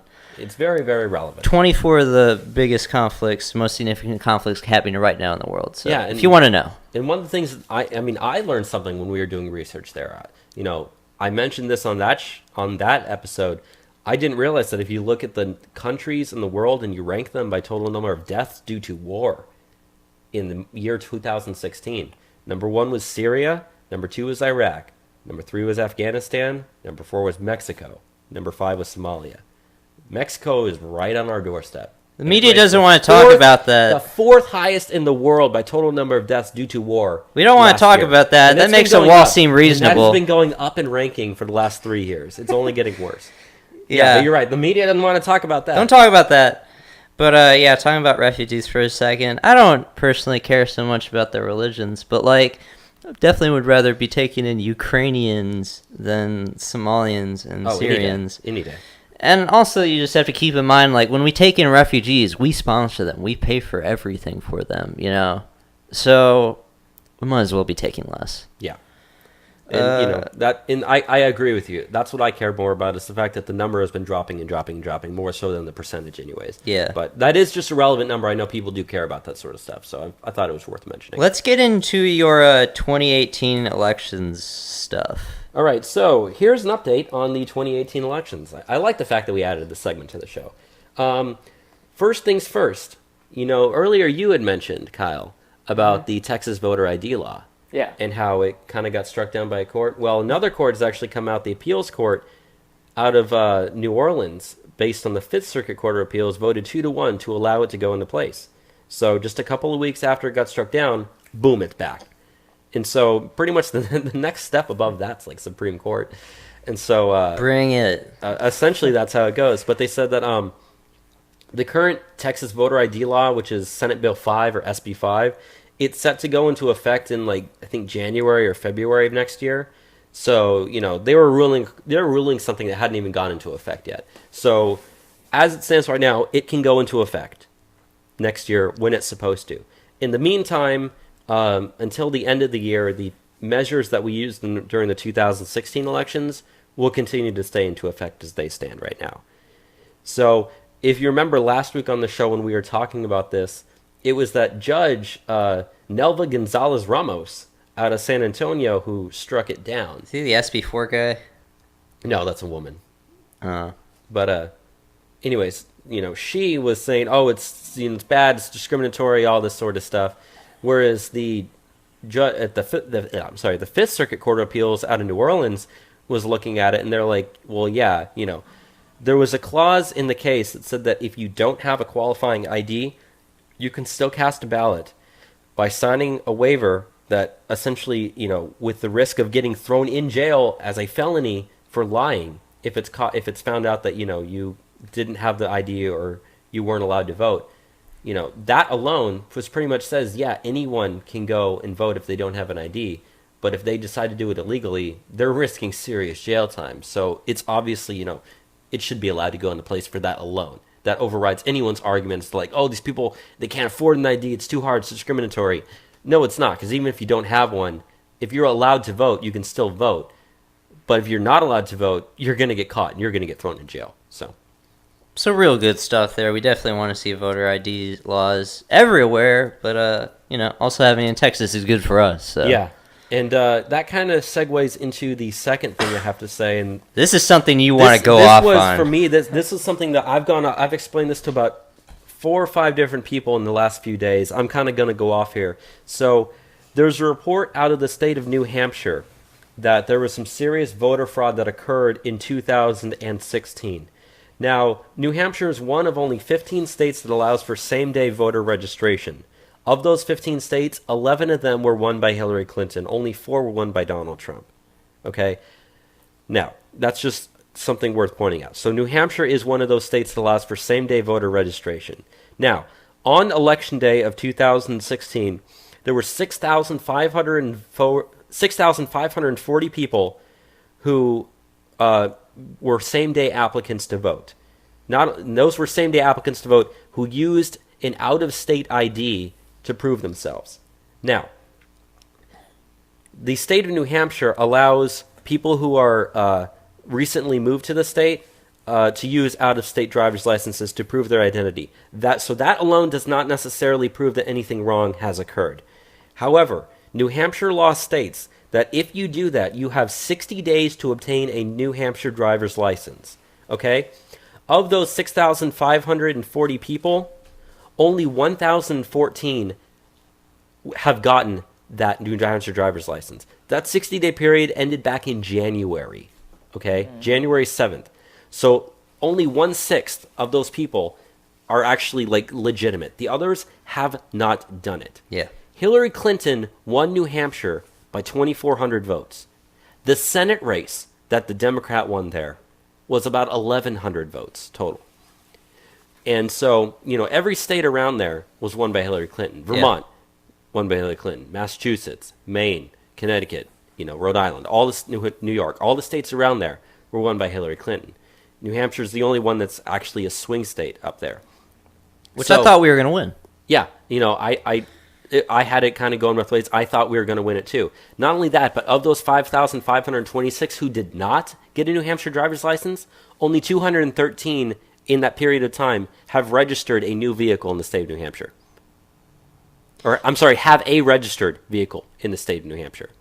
So these people don't even have cars. Okay? Yeah. If you don't have a car and you have not gotten a new driver's license and you recently moved to the state, as you say you did, you would have this sort of stuff. Yeah. So that alone proves, any person who looks at that data would say that those are pretty much fraudulent votes. That there is massive voter fraud in New Hampshire. Those 5,500 votes swung the state. Trump probably won it, and we probably won the Senate seat. We would have had an extra Senate seat. Healthcare would have passed.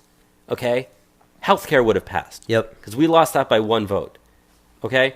So, and this proves to anyone who's looking at this data that, voter fraud did happen. But voter fraud doesn't exist, Bobby. You can't look into this stuff. And there were people in the state of New Hampshire who said that they saw people being bussed in to vote. There are people who have, pretty much sworn on the stack of Bibles saying, I saw this occur. Okay? Now, the media likes to downplay it, say it's not true, it didn't happen. But the statistics and the data are there. Yep. Okay? There were 5,500 fraudulent votes. And those votes weren't going to Trump. You know that for a fact. Yeah. So, yeah. I'm I'm gonna kind of be kind of edgy when I say this here, but I'm just gonna say it. We won New Hampshire. Yeah. We won New Hampshire, and we're gonna win New Hampshire again. Because the thing that I've been saying before in the show, and I'm gonna say it again, is the reason why this test was even coming out is because of the audits that were done, because of President Trump's voter fraud commission that he has going, which is headed up by Vice President Pence and Chris Kobach, or Kobach, however you want to pronounce his name. Kobach, sorry. Who used to be the Kansas Secretary of State, who's heading up this voter fraud commission. They're auditing the vote, checking all this stuff. If it's able to happen in the state of New Hampshire, in a state like that, other states are doing this stuff too. I mean, I remember on election night, I knew Trump wasn't going to win California, so I didn't expect him to do it. I know that stuff. But when I looked at the initial tallies, when they had like 97, 98% of precincts reporting, we was at about 39% of the vote in California, which I thought, okay, well, we did better than I thought we were going to do, which I reasonable can understand. Number. Yeah, a reasonable number, I didn't think we were going to get, definitely not like 50-50, but around 40%, pretty decent for Trump in California. But as the weeks went on, 25,000 more votes, 50,000 more votes, 100,000 new votes.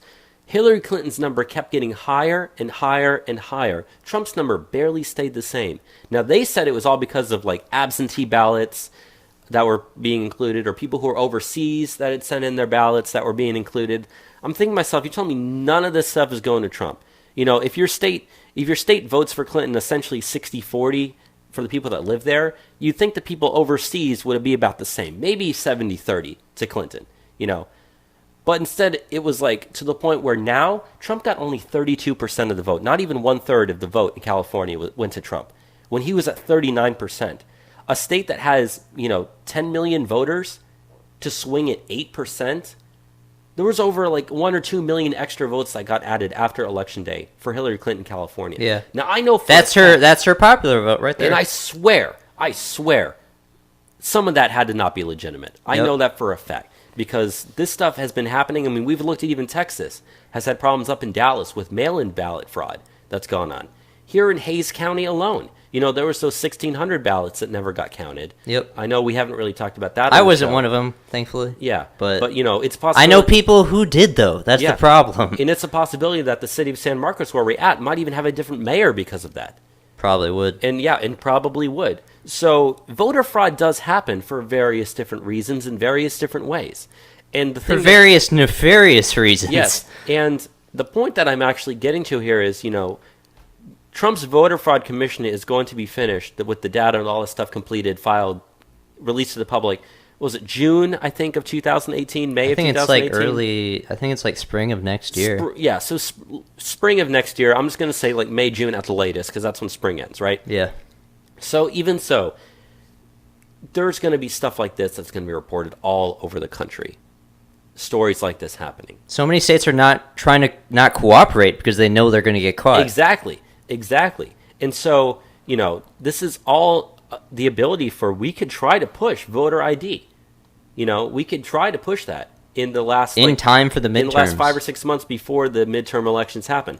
I don't think we're going to be able to get done that time period. But as it stands right now, the Republicans are set to make some pretty big gains in the Senate. Yep. We're going to lose a few seats in the House. I don't think we're going to lose the 25 on average that party in power normally loses, but I think we'll probably lose a few, but we'll still have our majority in the House. So by that period of time, if this data is released and you have political pressure from the office of the president, there's no reason we shouldn't get this. Saying you need to fix this voter fraud problem. We talked about the show last week. I'm pretty sure it was last week. There are 6.5 million more people registered to vote in this country than there are voting age adults. Yep. Okay? What's stopping anyone from faking those votes and getting those in?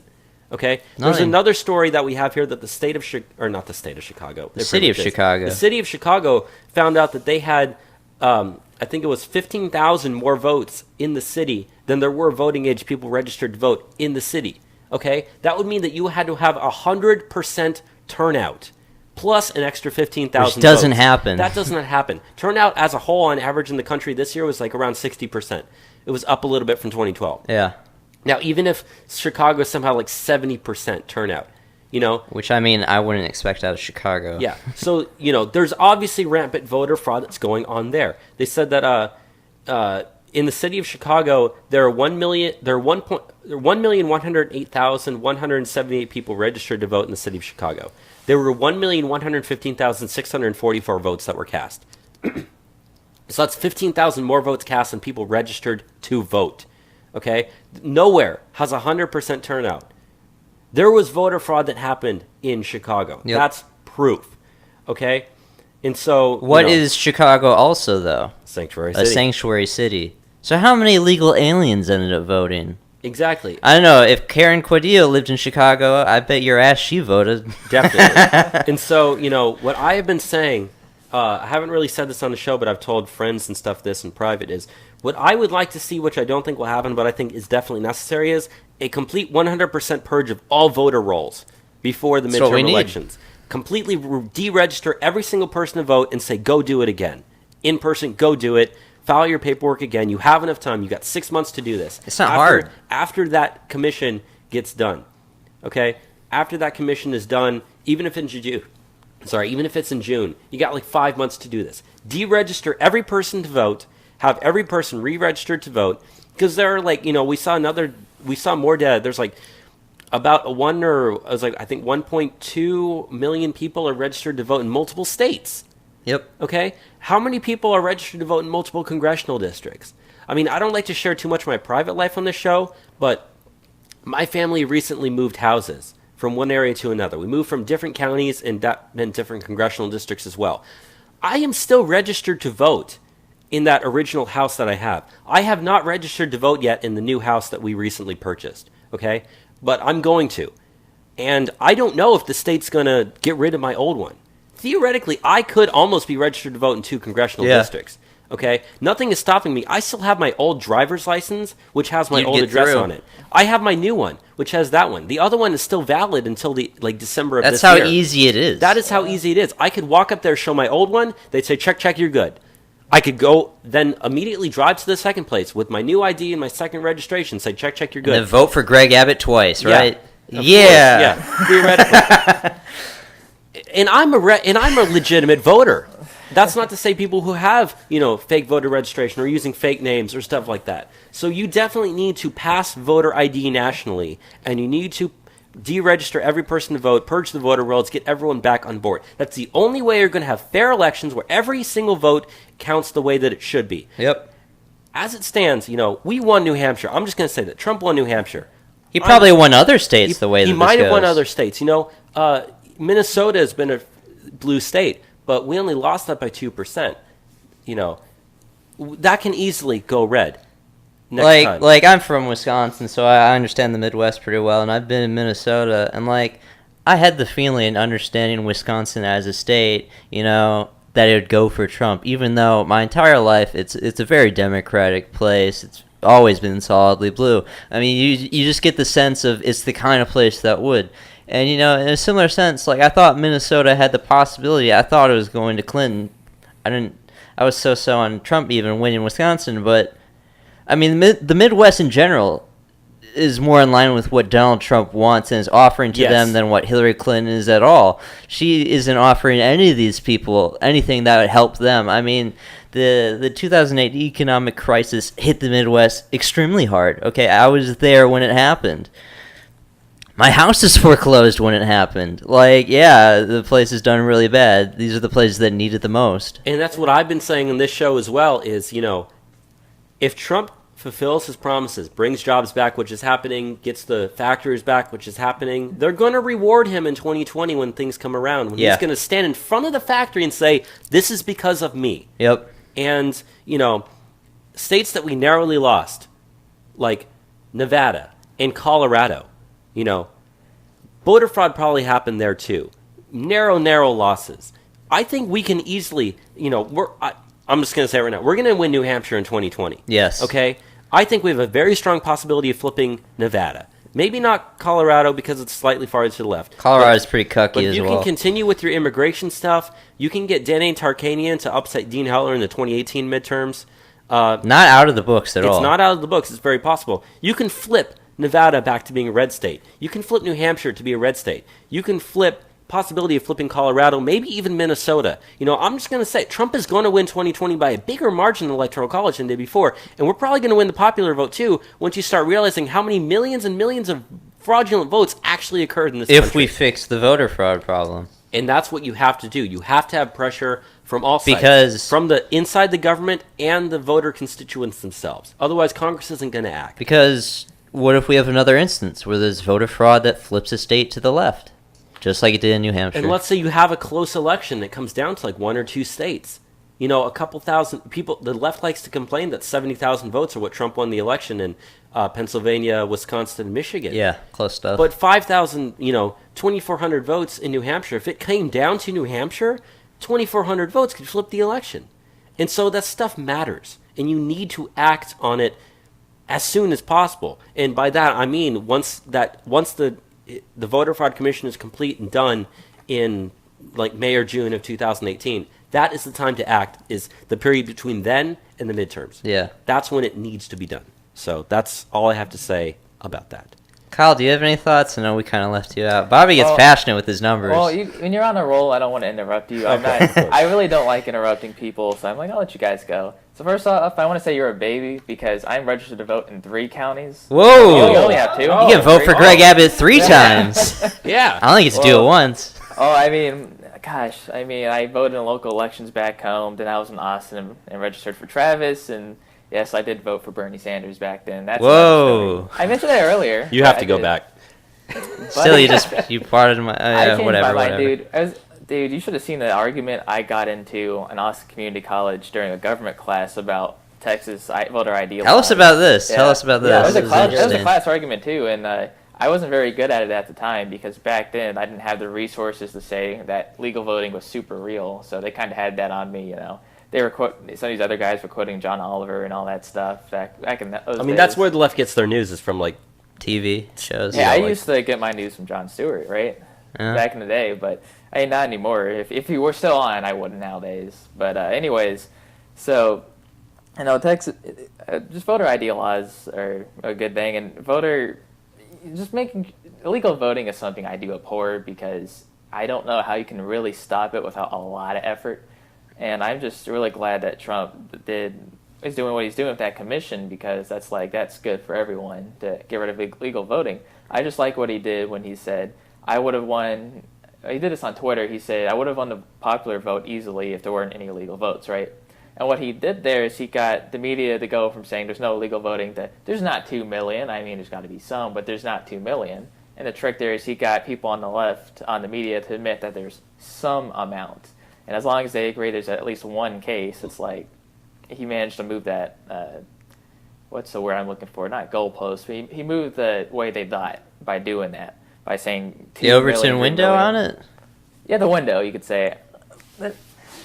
So I'm just glad that commission's going on because, I'm not going to pretend that I know whether or not the New Hampshire maybe went for Trump, maybe you're right, maybe you're wrong. I don't know. I read things that in California, like some of these voting districts, it's like more people than can be registered to voted, stuff like that. I was going to mention that if you didn't. Yeah. I read a story about that, and that stuff. I think we talked about that maybe a month ago. There were 12 counties in California that registered more votes than voting age adults in there, and 11 of the 12 went to Clinton, and only 1 went to Trump. So yeah, that's what I was saying. Is, you don't have. It's just like Chicago. You don't have 100% voter turnout, plus how many extra thousands of votes that were recorded. So I'm sorry I interrupted you. Continue. Yeah, it's all right. And I think it was 20 years ago or so that there was a Simpsons episode where Sideshow Bob ran as a Republican for mayor, and he won by illegal voting. It's like 20 years ago. It was like the Republicans are the one cheating. It's like, that ain't the case nowadays. I'll tell you that.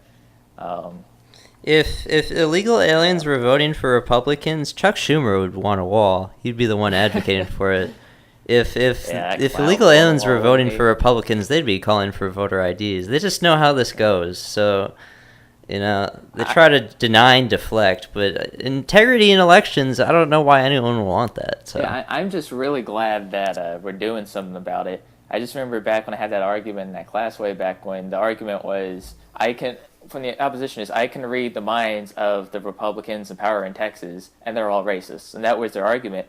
I think it was in that argument I got this one guy, this Asian dude who was super hardcore lefty, and he said, conservatives doing this is racist. And I looked him in the eye and I said, so do you think all conservatives are racist or all Republicans? And he said yes. And I just started laughing really hard.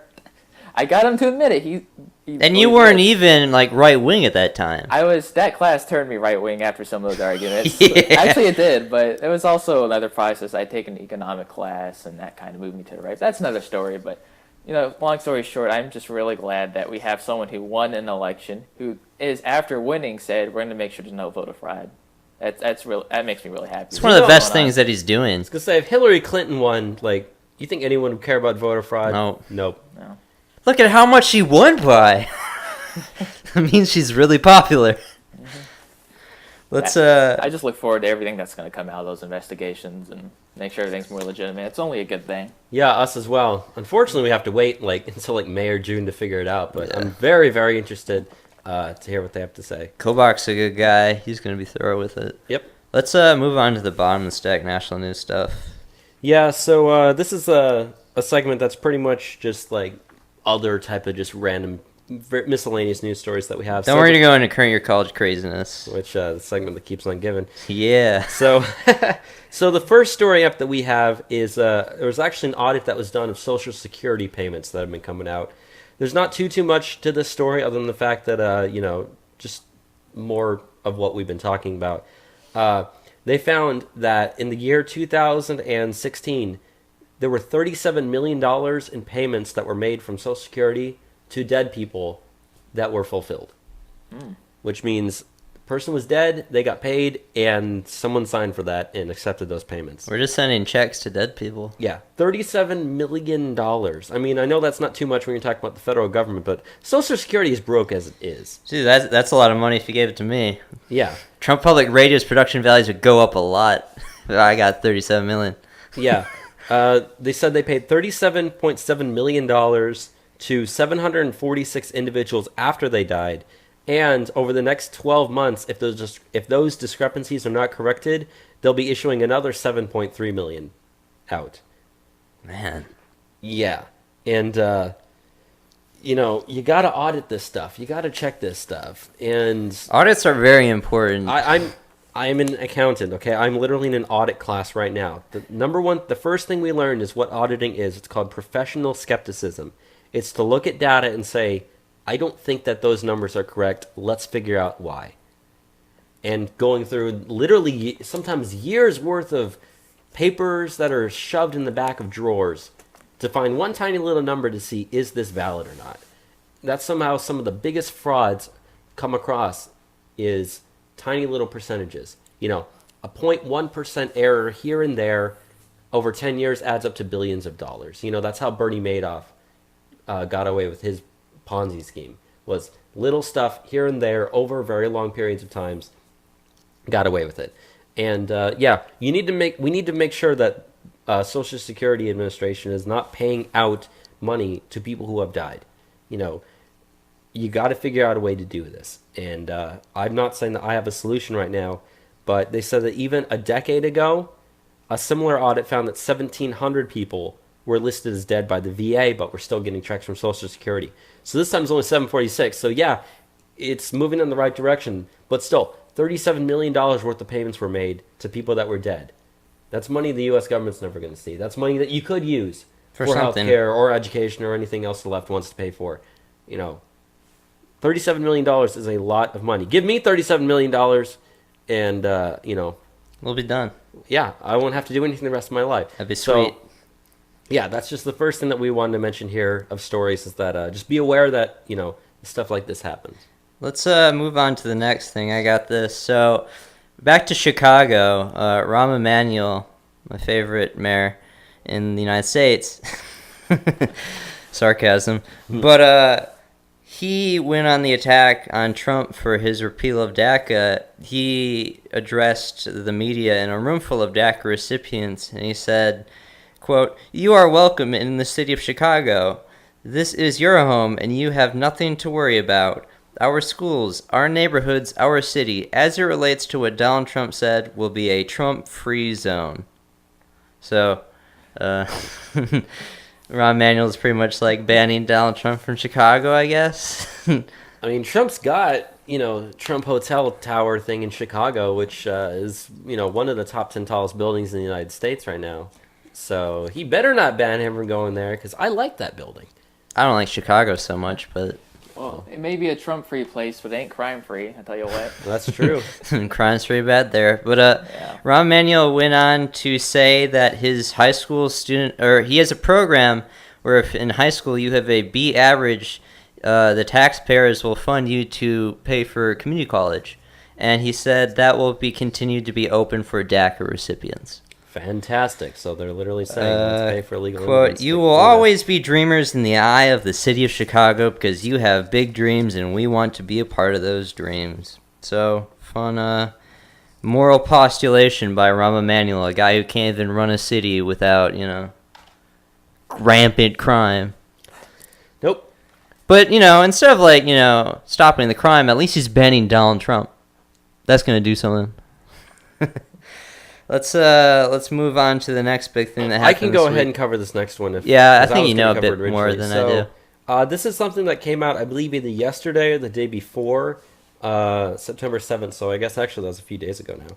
That came out on Thursday. Yeah, Thursday. So this is a story that broke that Equifax Inc., which is a boy. cybersecurity type company that deals with stuff, had a massive cyber attack that happened.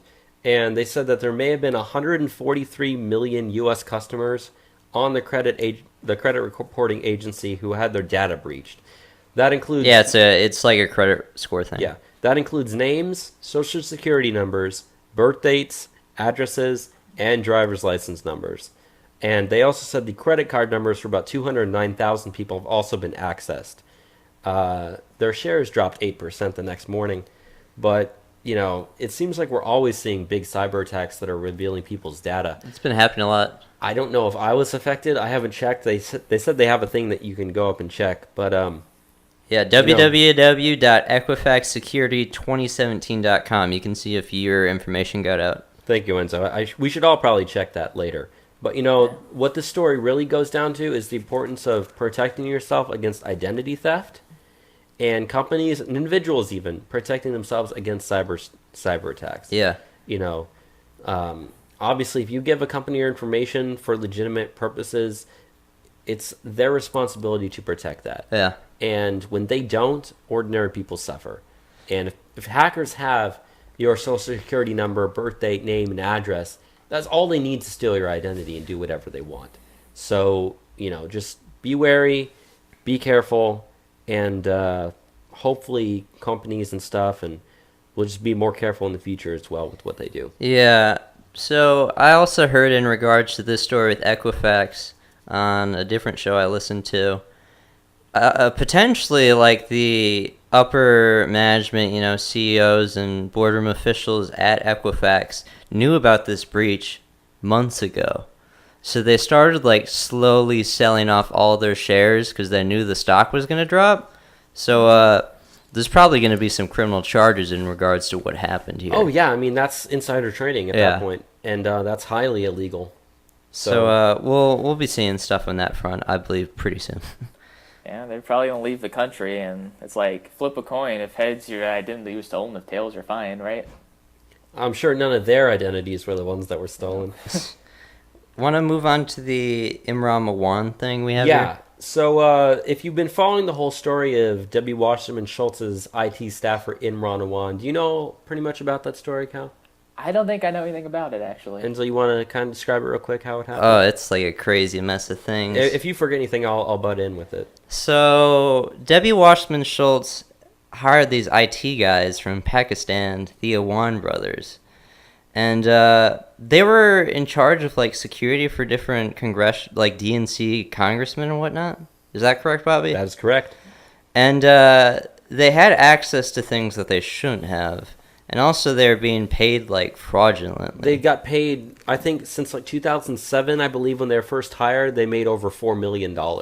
Yeah. And that's as low-level IT staffers in D.C. So they're up to something if they're getting payments like that.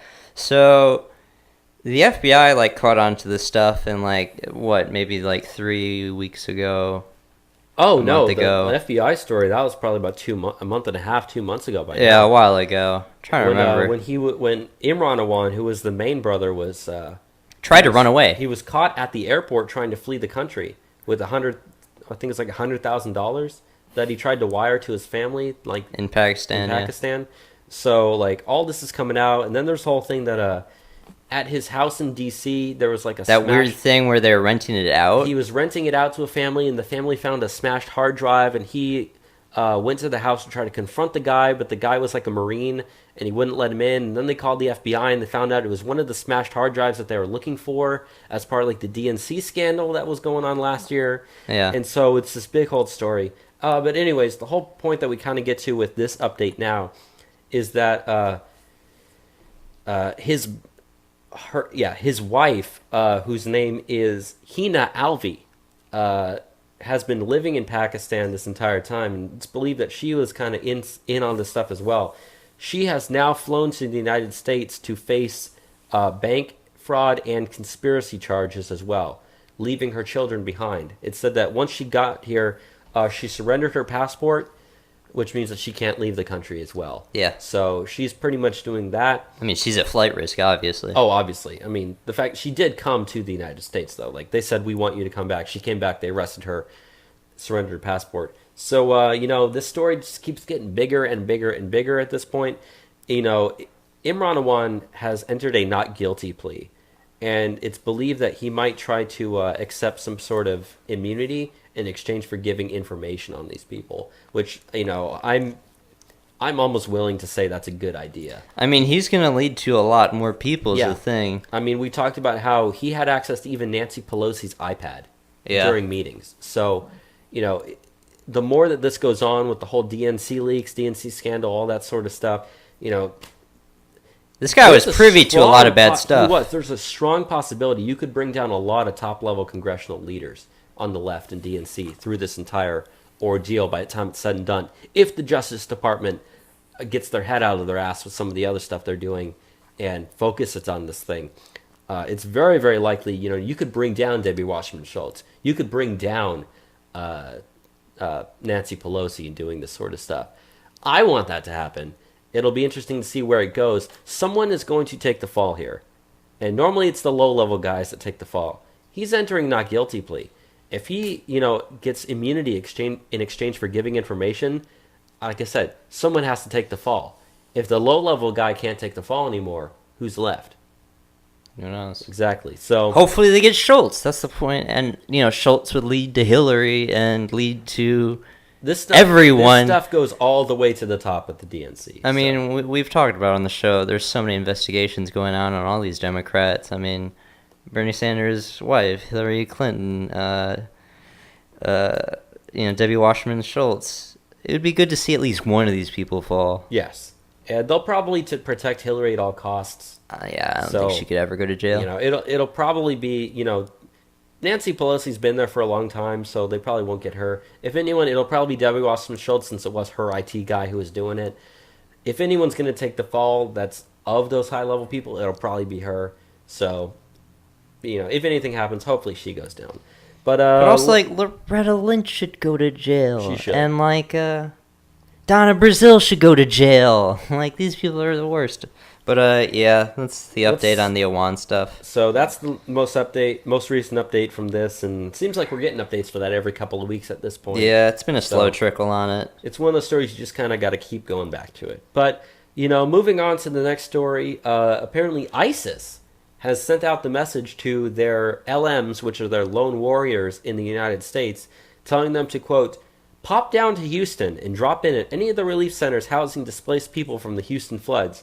Make sure to bring lots of supplies/gadgets/toys to see if you can put any of those disbelievers out of their misery, following by emojis of explosions, knives, bombs, guns, and medical symbols. So ISIS has actually been calling for their lone wolves to come down and poison the food at the relief centers in Houston. Oh, that's making my blood boil. I mean, do I need to grab my guns and go over there? Yeah. That's so. Yeah. There's nothing other to say than it's really fucked up. Yeah. And they better not do that in Texas. Like, remember the last time you guys tried to cause some problems in Texas and that town north of Dallas? Yeah, why don't you try that again? Oh, yeah, I remember that. Yeah, the Rahm Muhammad contest. Like, Yeah. why don't you try it? Come back and see what happens. So, yeah. So that's yeah, the so thing. ISIS is like, yeah, go ahead and kill the people that survived the hurricane. Don't mess with Texas is all I got to say, because, when the hurricane was hit, people were putting up signs to the looters saying, you loot, we shoot. Yeah. And people are like, oh my God, that's racist. And it's like, no, you try to loot, we're going to kill you.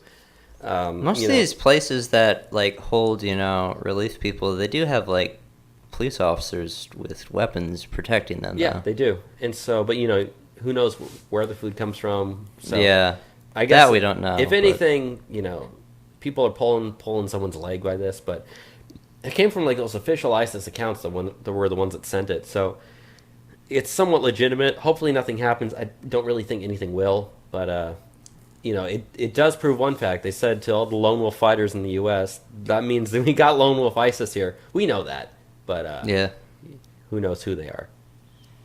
Do you want to close with Taco Bell and then do college craziness? Or should we just do Taco Bell and then... Just do Taco Bell and then we'll keep going.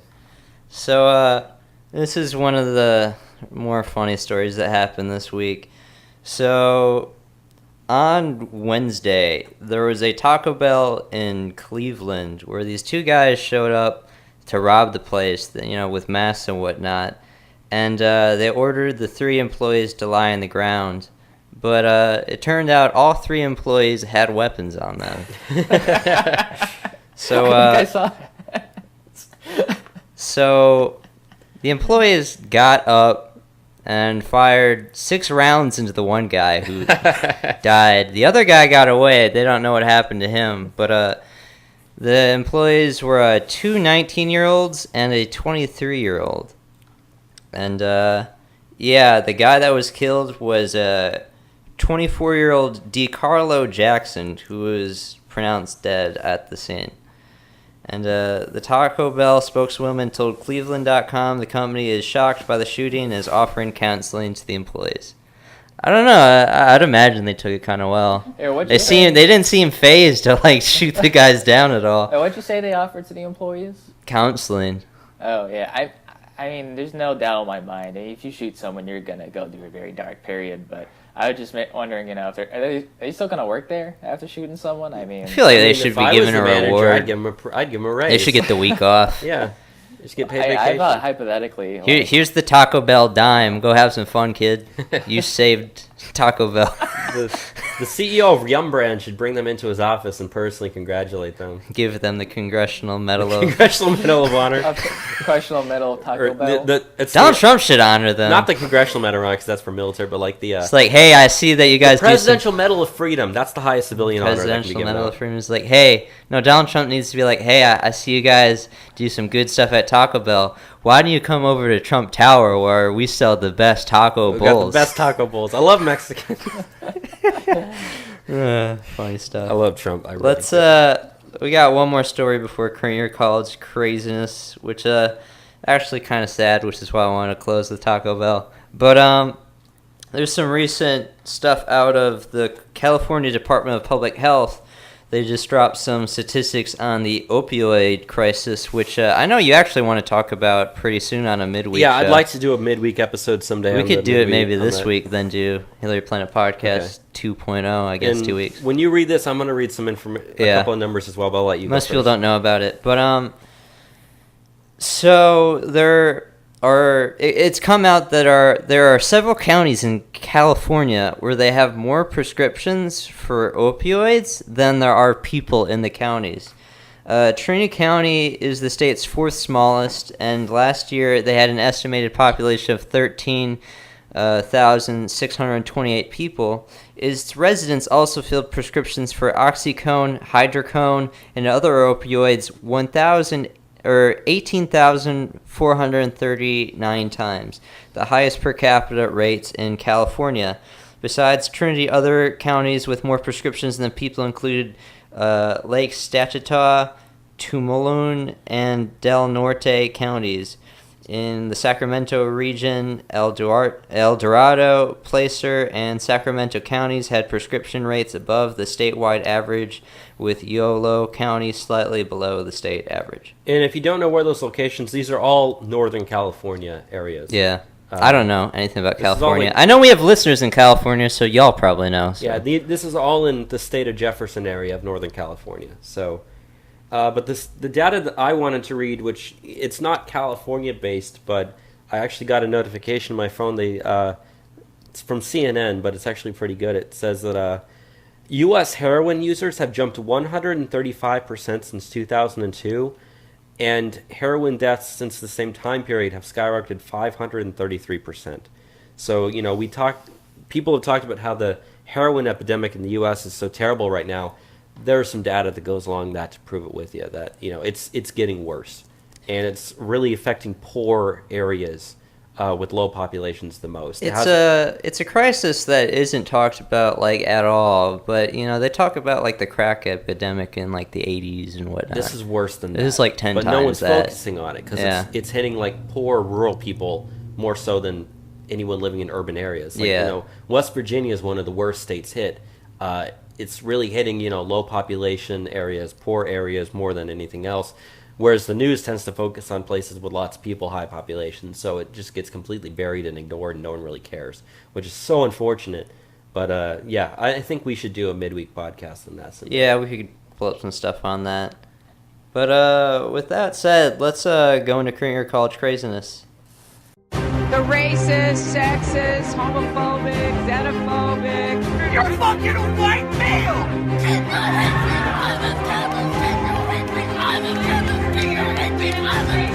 The assumption that women are naturally better caregivers is part of patriarchy.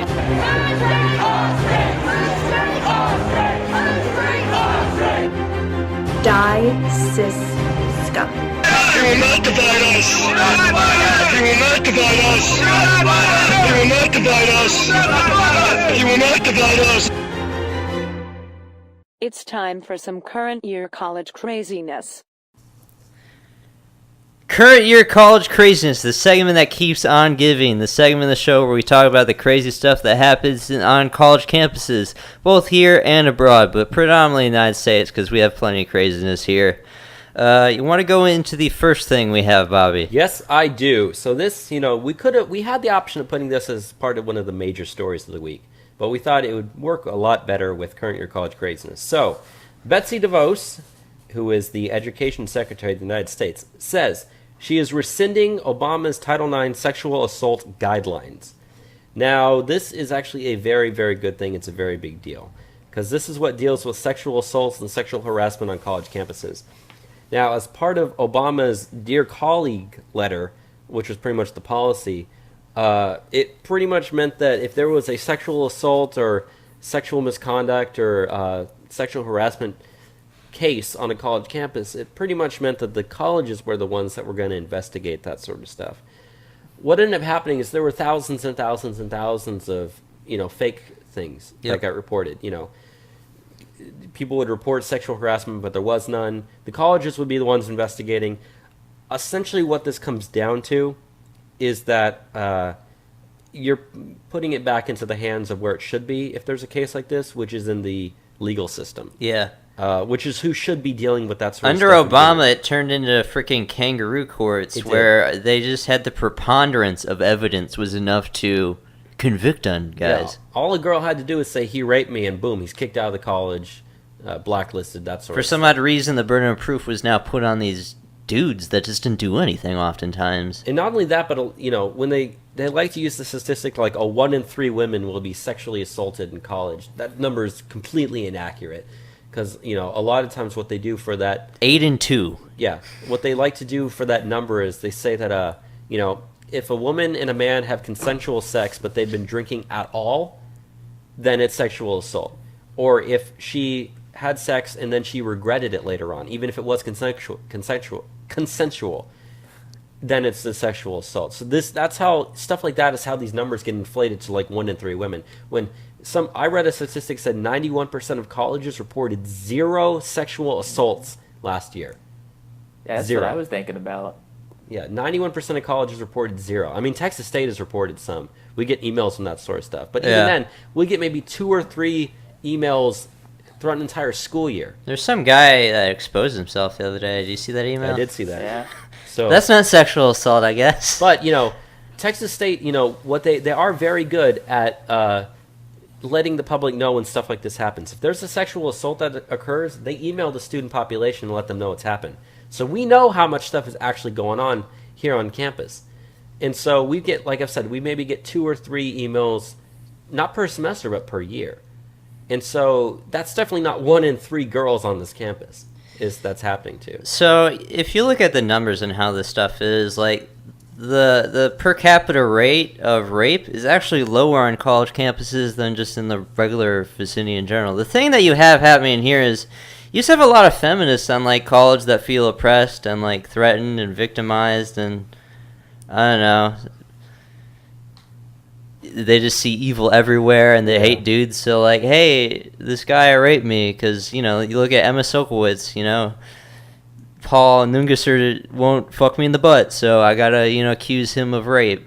Stuff happens, and pretty often. Especially when you go into, like, the whole, like, Vanity Fair had that article about a couple of years ago about that fake rape case. The Rolling Stone one was the big one. It wasn't Rolling Stone. I'm sorry, I said Vanity Fair. The Rolling Stone one, which was completely discredited. Stuff like that is where this comes Duke from. Lacrosse also discredited. Yeah. But those guys don't get their lives back. Once they're run through the freaking press, I mean, your life's destroyed. You're a rapist, no matter what. You don't even get to defend yourself. There's going to be people at your doorstep saying that you're a terrible person. Mm-hmm. So I'm glad that this is, this never should have been put in there to begin with, but I'm glad that it's being looked at and taken away. So current year college sanity. Yes, for the first time ever. Back to current year college craziness, though. So you've got the next story. Yeah. So Cornell University is asking students to report their peers for negative reactions over an LGBT safe space. A flyer for the LGBT Resource Center at Cornell University reportedly encourages students to report students who have negative reactions to a new safe space project for LGBT students. Quote, negative reactions tend to be rare. If they do occur, report it to the Office of Workforce Diversity, Equity, and Life Quality via a biased reporting team member, such as the coordinator of the LGBT Resource Center. According to the flyer, the Safe Place project is intended to affirm LGBTQ identities and lives and promote to an affirmative and supportive environment where participants use inclusive language, avoid stereotyping, and not assume everyone is heterosexual. Oh God, it even goes so far as to say that they're asking students to use the gender-neutral programs pronouns. Ze, and they. Pronouns? You said programs? Programs, I'm sorry, pronouns. Use my right pronoun, Enzo. I mean, if your pronoun is programs, I guess I have to call you that. I sexually identify as a computer. And there's nothing you can do about it, you bigot. My sexuality is computer pornography.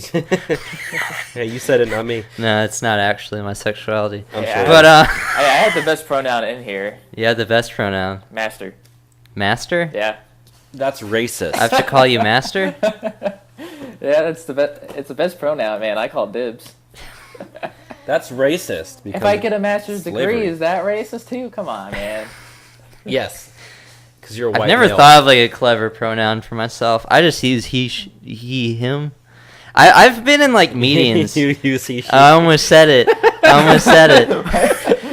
Dude, when I was in libertarian like activism, and libertarianism is like Libertarian pretty activism. dumb because it's like very leftist. I was in this like meeting for like a feminist meeting at Texas A&M, and when we started the meeting, they made us all say our pronouns before we started. And just like that's like a normal thing, I guess. That's like a normal thing for them. They didn't think it was strange. They start every meeting like, these are my pronouns. Make sure you don't say the wrong ones. So I just say like, my name is Enzo Quesada, he, him. But yeah, if you have any sort of negative reaction and think that's weird, you need to be reported to the LGBT Resource Center because you're a bigot. Yeah, you are a bigot. So that's what Cornell University is like. Yep. Send your kids there. Oh, don't we have another story? Yeah. Here Cornell too. Cornell Oh my University is a great university. Make sure to send your kids there.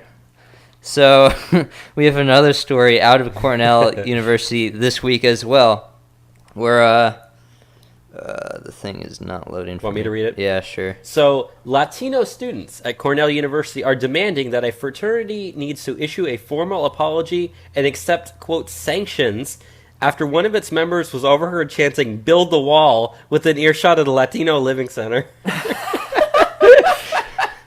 The administration issued a statement condemning the fraternity over the incident, but have not yet indicted whether the Zeta Psi will face any disciplinary actions from the university. So yeah, I got it up. I can continue. Okay. According to the Cornell Daily Sun, members of the school's Zeta Phi chapter were overheard chanting phrases about building a wall and later about building a wall around the Latino Living Center.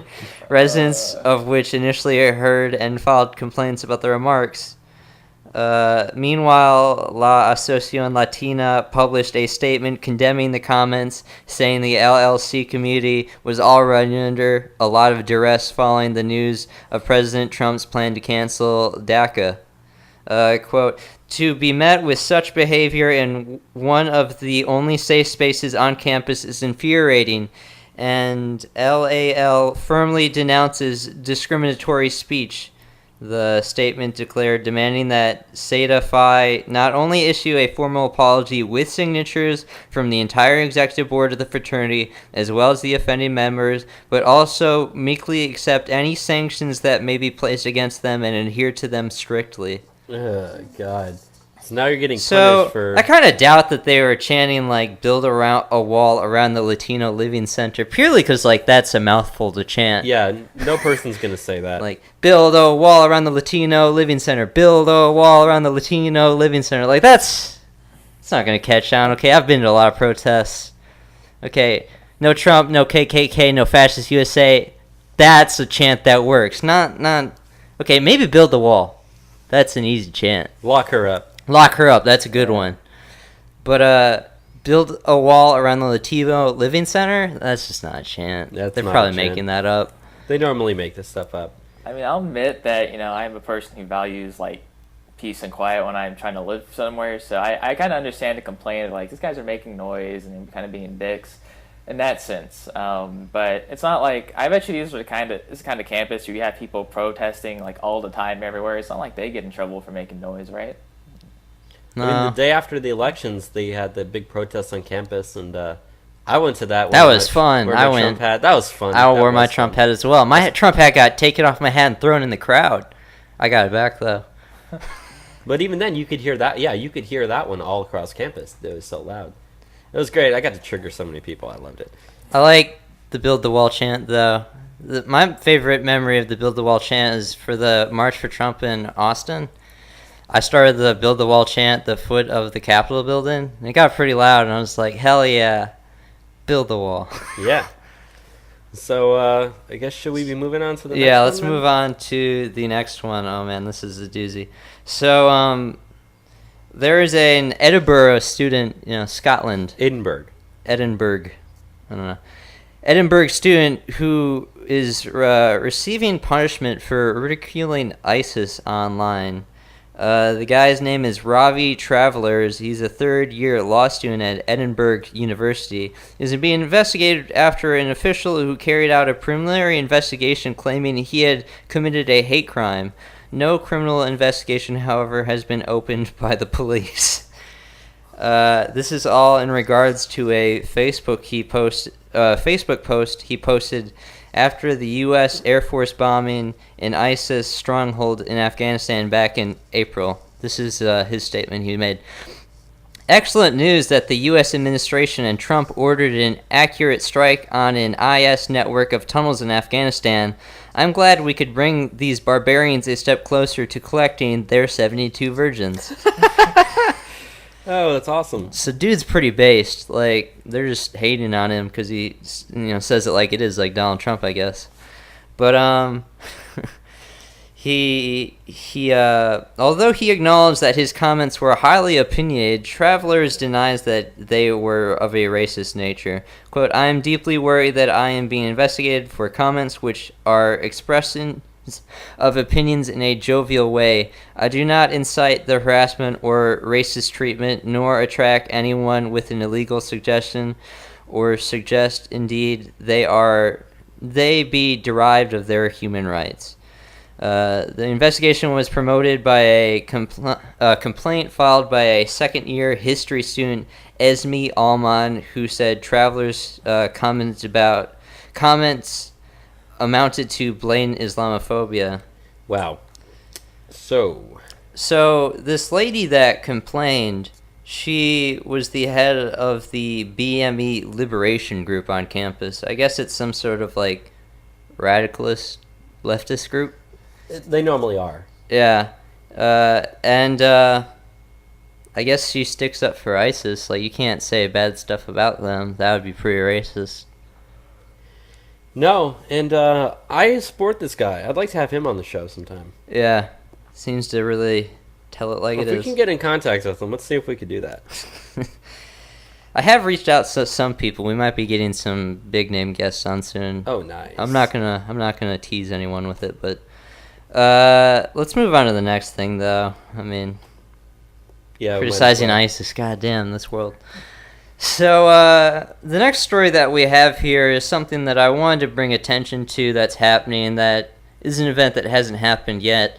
But that is Ben Shapiro is giving a speech this next week at UC Berkeley, which you look at the last speech that a right-winger made there, Milo Yiannopoulos, and it turned into a riot. So there might be a riot there as well. But they have just announced, UC Berkeley, that they're limiting the amount of students that they're allowing to go to the venue in half. Originally, they're allowing 1,978 individuals to fill the seats of the 2,500 seat auditorium that they have there, but now they're only allowing 1,042 people to go to the event, despite charging them an extra $15,000 security fee for Ben Shapiro to give his speech at UC Berkeley. So, this is the kind of stuff that's going on at colleges. If you want to even give a speech, now they're charging you a giant fee for security, even though it's the university's job to make sure no one's going to attack you, because we reported last week the Antifa group on campus is, openly putting around flyers saying, like, join us to stop Ben Shapiro from talking. Yeah. So not only are they, limiting their ability to speak just by forcing them to pay a giant security fee, now they're limiting the amount of people that are even allowed to hear the speech. And, Ben Shapiro is like a highly sought after individual. People want to hear from this guy all the time, renowned speaker. But, the college, and Shapiro coming to your university is like an intellectually stimulating thing. But the college is like discouraging that now. It's crazy.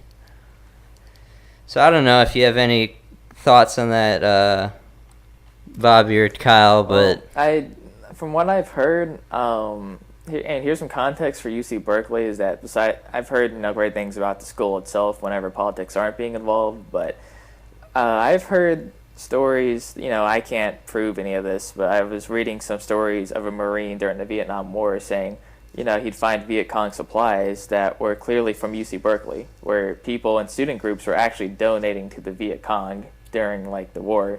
So if that's true, then historically, Berkeley has been a pretty messed up place for years now. It's an extremely radicalized university. Probably the most left-wing radicalized university in the country, I think. Which is why we saw the fighting out in Berkeley several times. So, I mean, the mayor of Berkeley is a member of Antifa. Yeah. So it happens, I guess. Yeah. Want to move on to the next thing you have here, Bobby? Yeah, I will. So the next one we have up is out of Grand Valley State University, which if you want to look up and tell me where that actually is located, yeah, I'll look it up for you. So Grand Valley State University is now offering a brand new program. What about, you may ask? Well, I'll answer. It's a 30-week program for students looking to advance the work of racial justice, advocacy, and inclusion on campus. Wonderful. The ambassadors will begin a 9-week student leadership development curriculum that focuses on advocating towards social change after which they will facilitate workshops for classmates and conduct outreach on campus. Grand Valley State University is in Allendale, Michigan. Allendale, Michigan. Thank you, Enzo. So it says 12 miles from Grand Rapids, Michigan. Okay. Pretty left-wing area, too. I think, right? Yeah, sure, why not? I think so. The school's Office of Multicultural Affairs is currently seeking applicants for its ambassador program to do what I just described there. They said successful applicants must commit to the position for an entire academic year, a total of 30 weeks, with 9 weeks of leadership development focusing on advocating towards social change, while participating in activities that will enhance their experiences and knowledge on racial and social justice issues. So they said after successful completion of the training, the ambassadors will be dispatched to conduct racial justice outreach across campus, including facilitating workshops for peers and tabling to raise awareness for the organization. They said the program piloted last year will require ambassadors to help lead a dialogue series called Conversations of Color, which has previously featured discussions on topics like why cultural appropriation is disrespectful and rude, black stereotyping in TV, and the fear of Muslim terrorism. So they said that beforehand, they once held a solidarity dinner in an effort to promote ethno-racial equality in the wake of President Trump's Muslim ban. So, yeah, you want So it's pretty much like professional communist class. Essentially, yes. And now, I mean, it didn't say they're getting paid, thank God. So many people do get paid for They'll teach them to be professional communists. They'll get grants from, some sort of and garbage I bet you later. it'll count as some credits, too. Yeah, that's usually the case with these things. I mean, it's setting them up for a career in victimhood, because, you can get paid to be a social justice activist. Yeah, so should we move on to the next one then? I don't know. Are we going to be having conversations of color? Well, you're going to find out. So, this next one is out of Oxford University. So, a very prestigious school out there in the UK. So, the Oxford Student Union is now offering emotional support for those affected by the Vice-Chancellor's snowflake comments. Okay.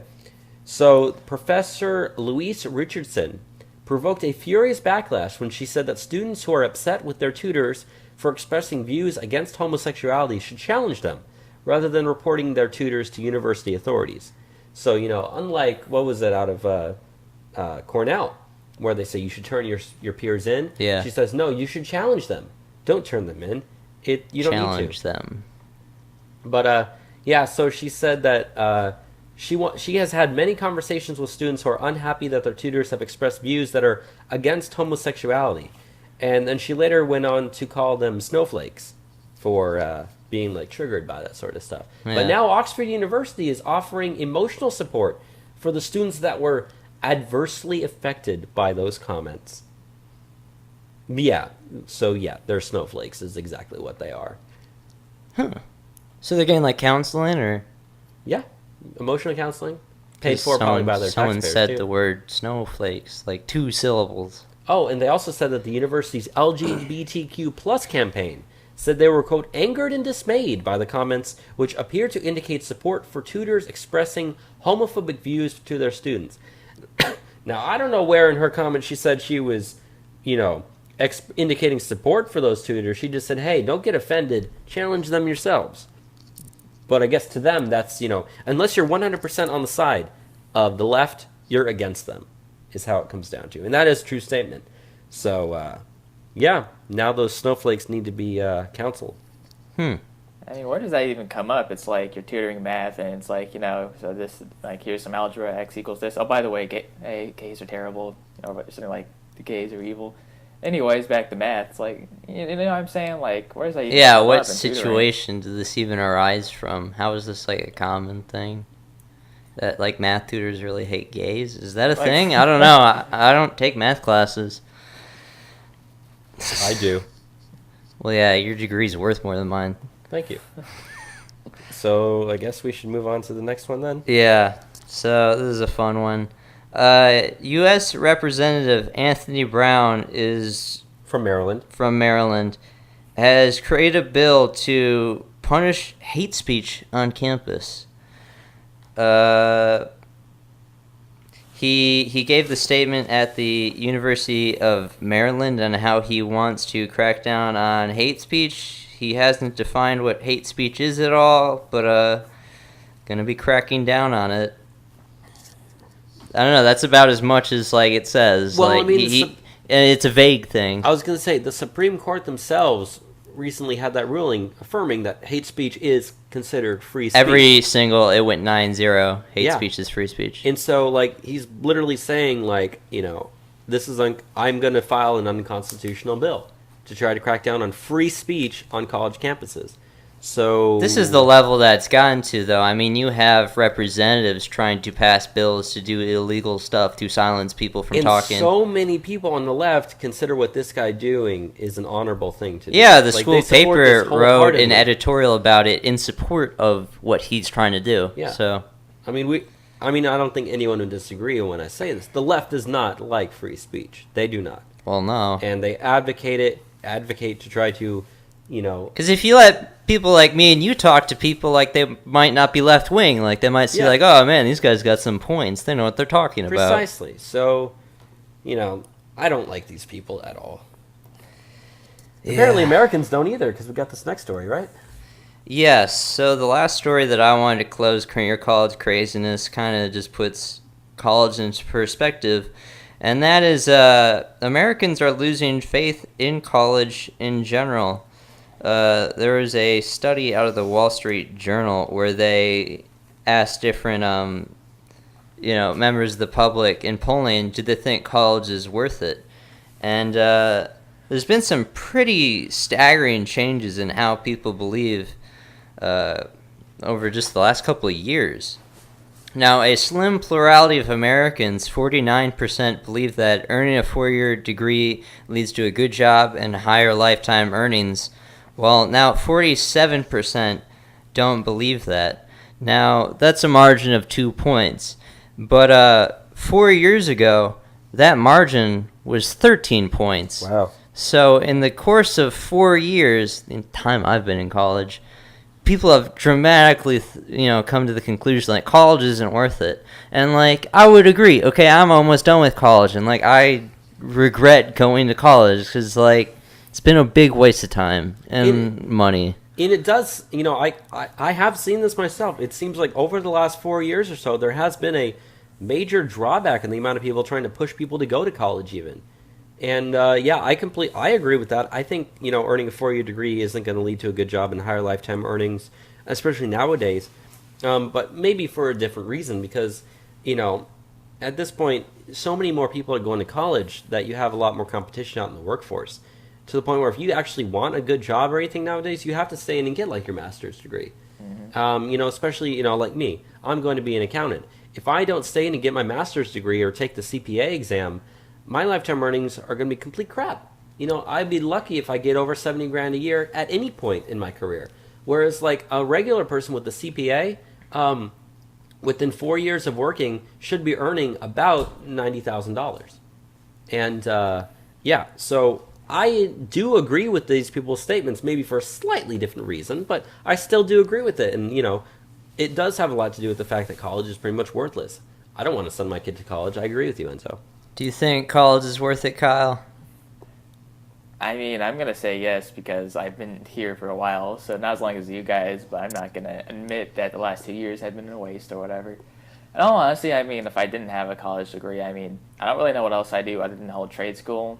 Sick, you hear that too in opposition to it, and whether or not that's a good idea, I really have no idea because I don't think I actually know anyone who's gone that route, at least not in person. Maybe like one guy online I've met, but I don't know, man. It's like I'm 20. I'm turning 21 in a week. I'm young. I don't actually claim to know what I'm talking about as far as how the workforce works or like how higher end jobs work at businesses and stuff. So I'm just praying my stuff is just going to work out in the long run. I actually don't know if it will or not, but hopefully it just will. Yeah, I hope so. So looking at the numbers a little more closely, as I said, the shift has come dramatically in the past 4 years. Now, 4 years ago, men by 12 points saw college as worth it. Now, looking at the current year, by a 10-point margin, men don't. So that's a swing of 23 points from saying that they support it to not. Also, huge numbers you can see. Amongst Americans aged 18 to 34, people that think that college is not worth it is 57% to 39%, which is pretty much a mirror image of what it was 4 years ago. Yeah. So, that shows you the reason why it's even so close as it was is because of people who have already gone to college and older people. People who aren't currently still there, who retain those beliefs that, yeah, go to college, you get a good job. Instead, it's like, no, for those people who are actually here, we realize this isn't working out very well. So the people that still support college and think it's worth it comes down to women, which is about 54% say that college is still worth it. Older people, 65 and above, believe that college is still worth it, around 57%. And people with college degrees, around 63% say that college is worth it. So, I don't know, you can take those numbers for what it's worth, but there's a lot of people that don't think college is worth it. I don't know. I mean, I've been involved with teaching kids in high school, and, they talk to me about college, and I say to them, I don't think you should do it. I don't think it's worth it. But you're not exactly supposed to, encourage it that way. I'm just saying that, maybe you should look at other things, but... Now, the poll that they did also breaks it down by political lines. Should we mention that? Yeah. It says that Democrats, urban residents, and Americans who consider themselves to be middle and upper class generally believe college is worth it, whereas Republicans, rural residents, and people who identify themselves as poor or working class don't believe it is. Yeah. So it does come down to political lines as well. But that's even interesting, though, is even though it's Republicans, rural people, and poor people who say it's not worth it, you look at that 18 to 34-year-old margin there, 57 to 39 say it's not worth it. That's staggering. So they're agreeing with the Republicans here, and most of those young people tend to not be too conservative, I'll tell you that. Yeah. So it's interesting that there is an overlap there, whereas everything else is has a lot to do with age and whatnot. Which, our generation is the millennial generation. Below us is Generation Z. Generation Z is supposed to be the most conservative generation in American history. We're seeing evidence of that, too. And there's already the conception that college is not worth it. What is their attitude going to be on it? I mean, I've taught that grade level already, and they're an interesting bunch, but I just don't know. I mean, so many of them do have older brothers and sisters who are our age. Yeah. Going through these things, realizing, they're seeing that, it's like a big burden to take on a lot of debt and all this stuff. Yeah, and they realize, I could go to, trade school like you mentioned, Kyle, or something similar to that. Yeah. I don't have, college is not the only option. As long as robots don't destroy all of the, trade-related jobs. Oh, we've talked about that in the show, too. Yeah, I don't know if that's going to happen or not, by the way, but... I'm sorry to interrupt you, by the way, but I'm just going to give my advice out here. You look a little upset. Anyways, we're good.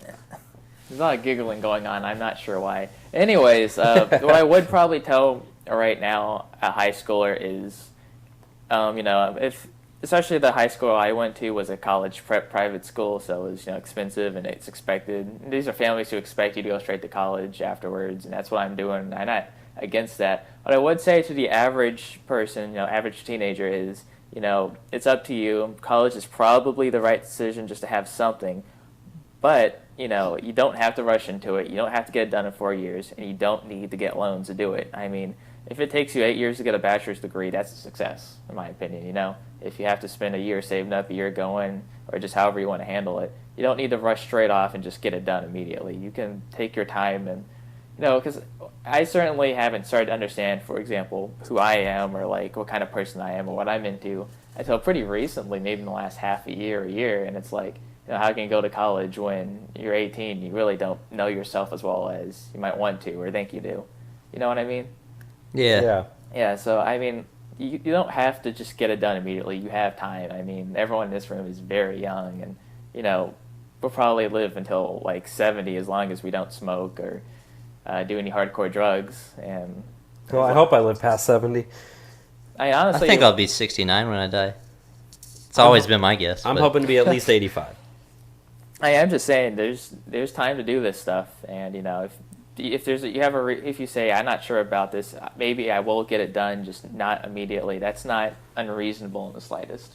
Yeah. Just as long as you're doing something now, as long as you're working and you're learning something, just doing something. Don't sit around because don't be lazy. This is America, goddammit. Yep. Bobby, go to college or not? No.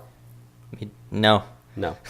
But I don't know, Carl, you do balance us out. We're against college. You think it's okay. So it's good to have differing opinions. There's legitimate arguments on both sides. It just tends to be like, what argument do you favor more, put more weight to? As someone, okay, not to toot my horn, but like, I'm a smart guy. I thought like going to college, like I'd be in like an intellectual area that would like stimulate me. Like, no. Like I've met really, really dumb people in college. Like, really, really dumb people get let into college all the time. So, like, if you want to satisfy, like, your intellectual curiosity, like, college is not the place to go. That's absolutely true. Especially if you want, like, open discourse, which they're against now at this point, so. I mean, I would like to specify, when I went to community college in Austin for about a year, almost all of my teachers, pretty much almost all of them, not all of them, were, like, I'm not going to say politically conservative, but they were like, yeah, you're here to work hard and get your shit done. Like, we don't screw around. I think, both of my government professors were kind of liberal, but they said, if you're conservative, that's okay. You guys can argue about it during class or when we have our discussions. Or, my history teachers, I remember one woman was like, yeah, I'm just going to let you guys know I'm very conservative because, you guys are here to work hard. I have this, and this beliefs. I'm going to be vocal about it.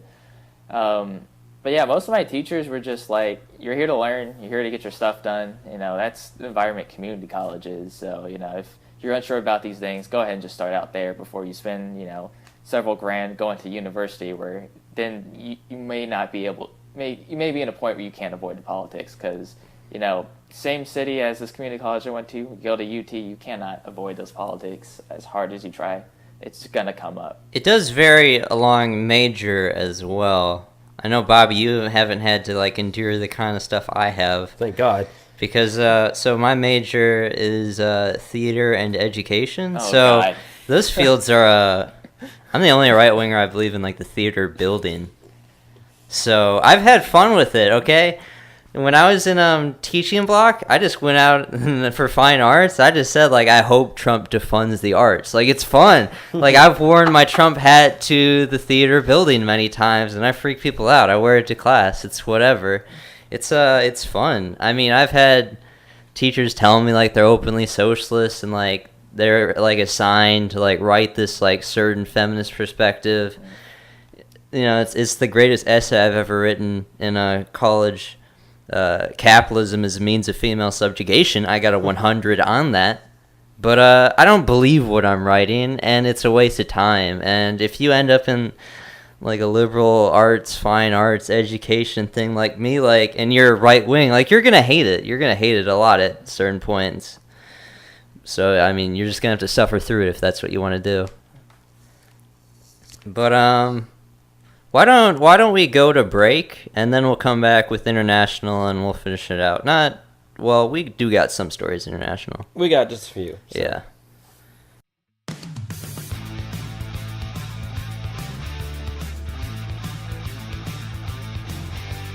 Hey, Patriots and Warriors, this is Bass Stickman, and you are listening to Trump Republic Radio. We were minding our own business, trying to celebrate the free speech that you think is so important, and you came to our rally and you chanted, "You're fags. Go home. You have low testosterone." And he's been on many very prominent right-wing shows talking about his cause, and that would be Simon Roach of the Savelanders. Hello Enzo, hello Robert. Thank you very much for having me. Let me say this. It has been my privilege. You won't see it from my perspective, so I'm not going to, it's pointless me trying to persuade you. But you will, let me just tell you, I'm very grateful for this opportunity. I appreciate it very much. And if you'd like me to come on again at any time, hopefully there will be fewer difficulties and challenges, and I won't mess you around as I have done this time, for which I'm very sorry. But I would love to come on again. Anytime you ask, I'll be there. Please call China and tell them we're all counting on China. Tell the president we became friends for 2 days, that he was great. You really have to walk me through this here, because I am not familiar with so much of the terminology. Like, for instance, can you shed some light on what is a cuck? A cuck. How much money will you make today banging that drum for Soros? Soros must pay you good money to bang that drum.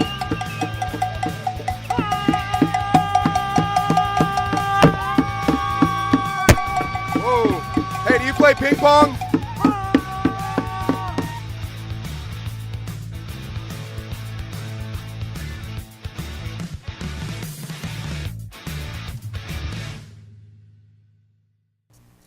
Okay, and welcome back from the break. We're going to start off with some news in Asia. Bobby, you want to get into this stuff with Japan? Yes, I do. So, if you've been following the whole situation with North Korea, and it's kind of been escalating here the last couple of weeks again, well, Japan now is saying that they are preparing for a mass evacuation of all of their 60,000 Japanese citizens who are currently living in or visiting South Korea. So Japan is literally planning to bring back all their people from South Korea in the event that something happens. Pretty simple story, not too much more to go up on that, but yeah, even Japan is like, we're ready to bring our people home if this thing fires off. Man. Well, you gotta do what you gotta do for your own citizens. I know, the talks of like nuclear rearmament's been coming up a lot lately, and it also brings into another thing I just wanted to touch on. So, Chinese officials this week have said that if the United States strikes first on North Korea, they're gonna back North Korea. So, like, that does change the game on this a bit. If we do take first strike, they are going to come after us. So, like, that kind of takes it off the table. Now, so we got to make sure that we're defensive measures only. I guess so. I don't know how we're going to do with that. So, like, yeah, the mind games around it is different now that, Chinese officials have said that they would back North Korea in the States, in the case that we striked first. So, I don't know what we're doing with that. Let's skip over the other thing I had in North Korea. Let's just go on to Europe, since there's more in-depth news out there. Yeah, North Korea, nothing really happened, though, this week, which is, good. That is good, yeah, so. As far as Europe, the first thing that we got here is there's been some leaked documents as far as the UK Brexit plan, as far as how they want to deal with immigration, that is pretty interesting. So, first off, they want to, let me see.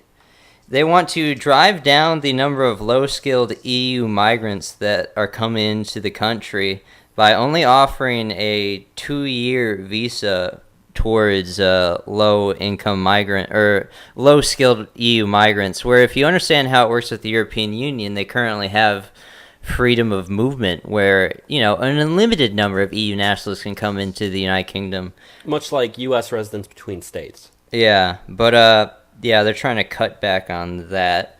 They want to leave it to, they want to have preferential treatment towards high-skilled occupants, kind of like what we're trying to do with the RAISE Act, where they would be given a grant for longer periods of labor, 3 to 5 years. They also want to put tougher restrictions on the ability of people to bring family members, so that's, chain migration. They're trying to do very similar stuff that we want to do. They also want to make it mandatory to show a passport to enter the United Kingdom, which, if you're in the European Union, you're in the Schengen zone, so you have freedom of movement. So they want to end that. And they also want to introduce a system of temporary biometric residence permits for all EU nationals coming into the United Kingdom after Brexit, so it's easier to track where they are going. So these are some very, very radical steps to take after, being in the European Union since 2000, which is freedom of movement. They're pretty much trying to end that, but I mean, I applaud them for doing what's in the interest of their own citizens. And obviously, this is what the public wanted. Otherwise, they weren't going to vote for Brexit. So, some good stuff there. Hopefully, they can get it done. You want to go into this Norway thing? Yeah, I do. So, this kind of also has to do with immigration into other countries. But Norway has released a study that immigration is going to cost each individual taxpayer in their country an extra $1,300 per person by the year 2025. And that's a study from the Statistics Norway, which is the SSB. And they also released numbers that said that, keep in mind, Norway only has about 5 million people, but they said that the population generated by immigration from 2016, that they've taken, up until 2016, if they were to cut it off, stop it right now, their children plus all the other stuff would generate 4.1 million more people by the year 2100. So, Norway's already taking in enough immigrants that their immigration policy is going to be a third to half their country by 2100.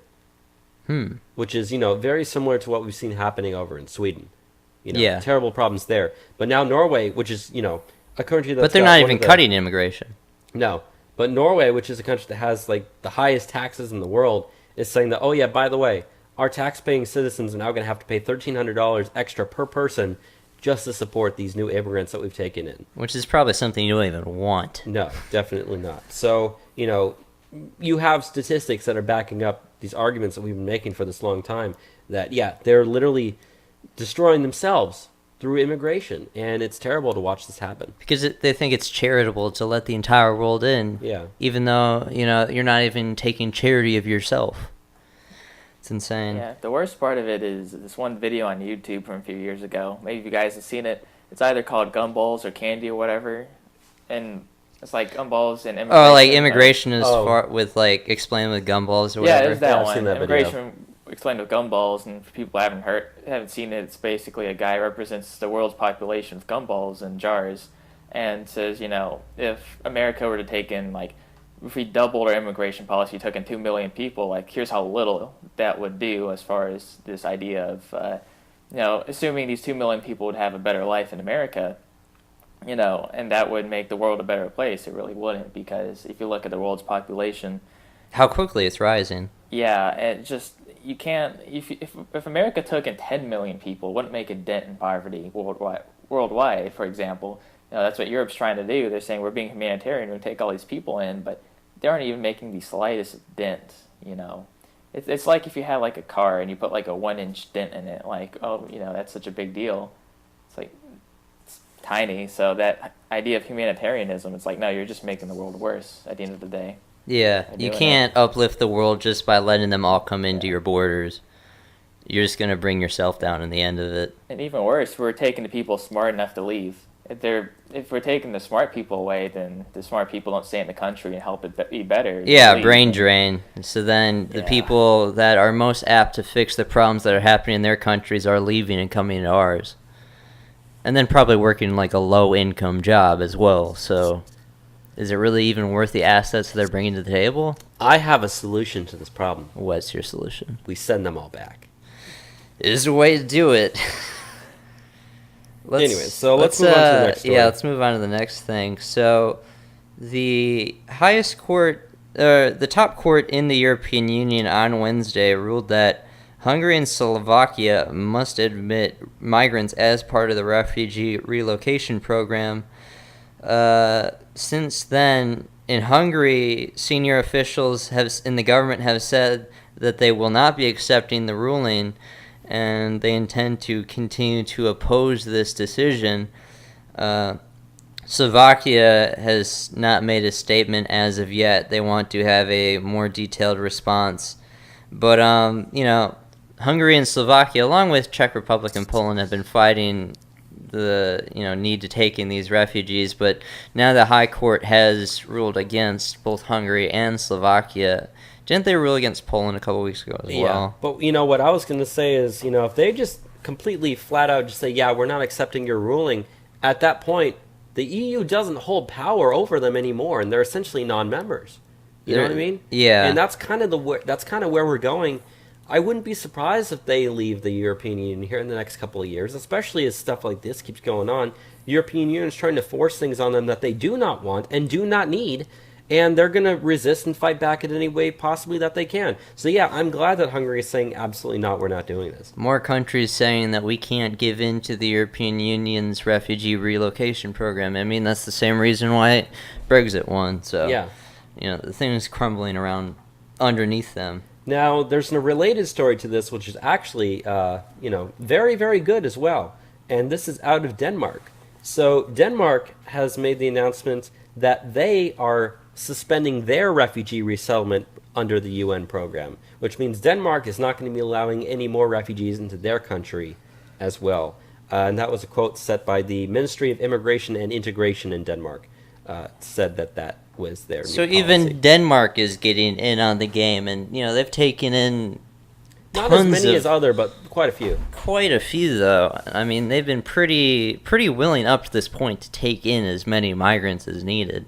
But I mean, it's changing the face of what these countries even are, and they can't maintain their social systems, which are robust for all these people. I mean, if you looked at it yesterday, or it might have been 2 days ago, but the last couple of days, the BBC even put out an article saying, here's how to do your makeup after you've had an acid attack on your face.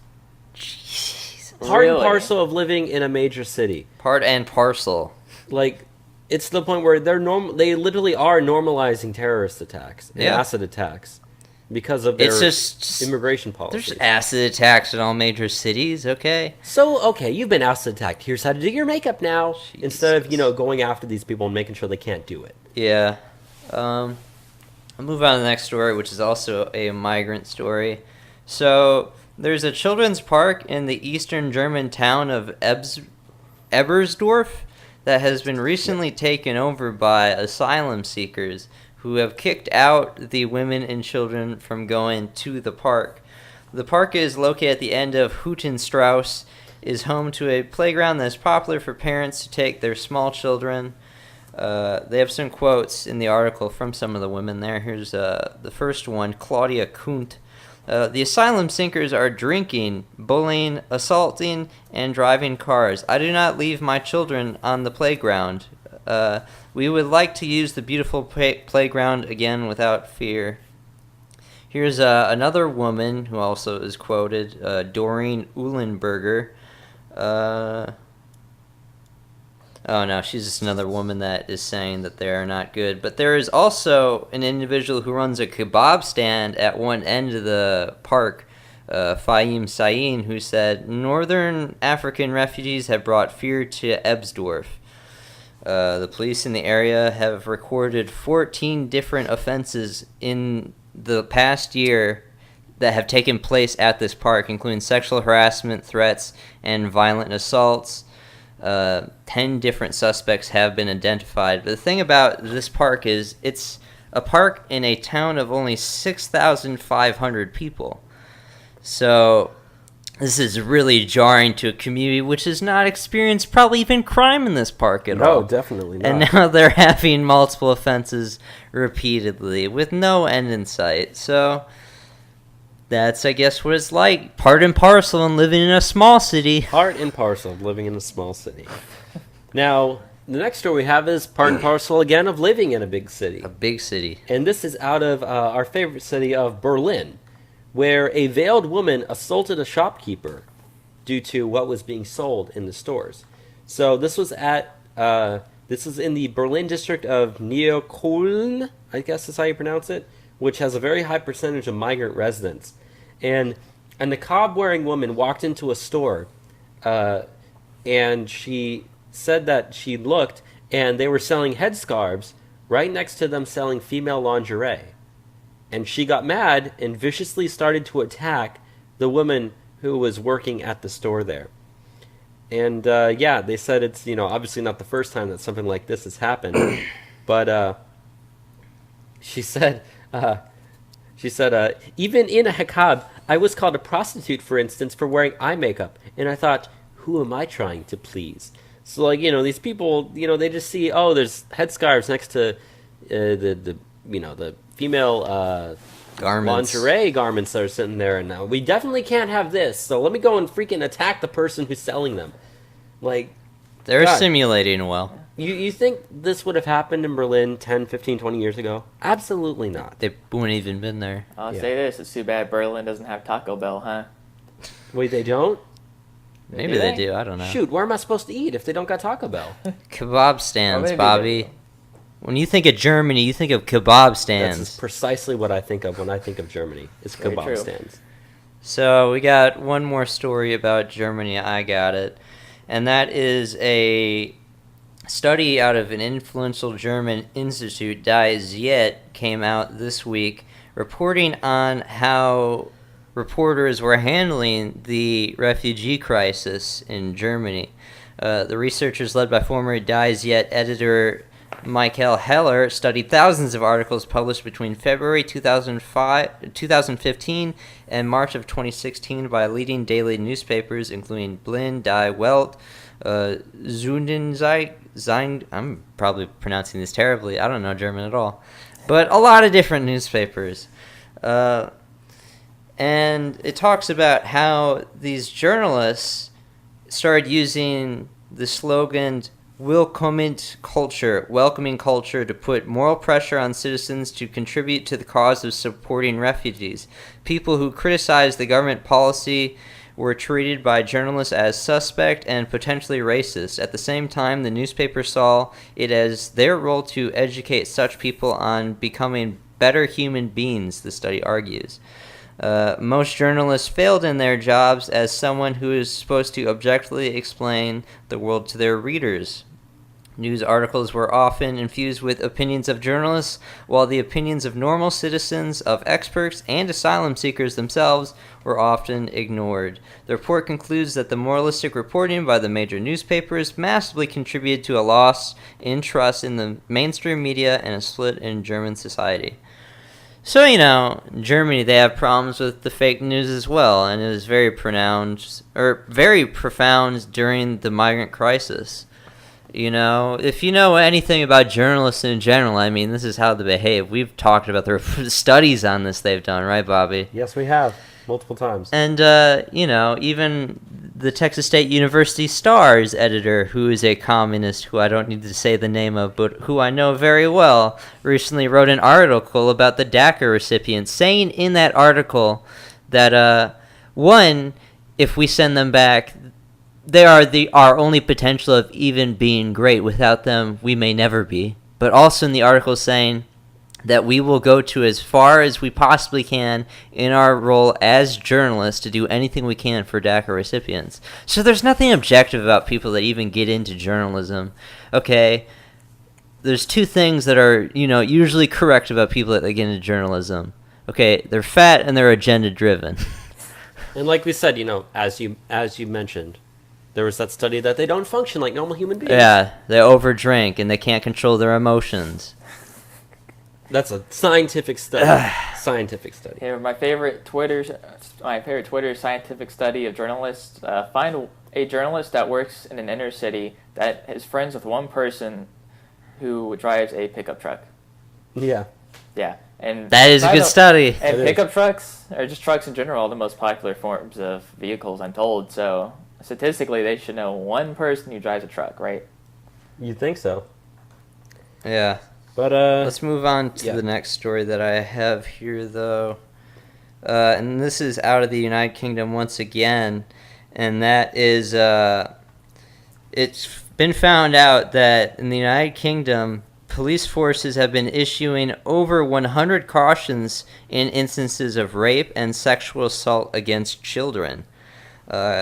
Crimes include sex with children under the age of 18 and incest were met by force with police cautions, formal warnings that served as an alternative to prosecution in minor cases, according to investigation by the Hampshire Chronicle. Since 2014, Hampshire constables have cautioned 4 people for rape, another 6 for serious assaults, including 5 counts which were carried out on children under the age of 16.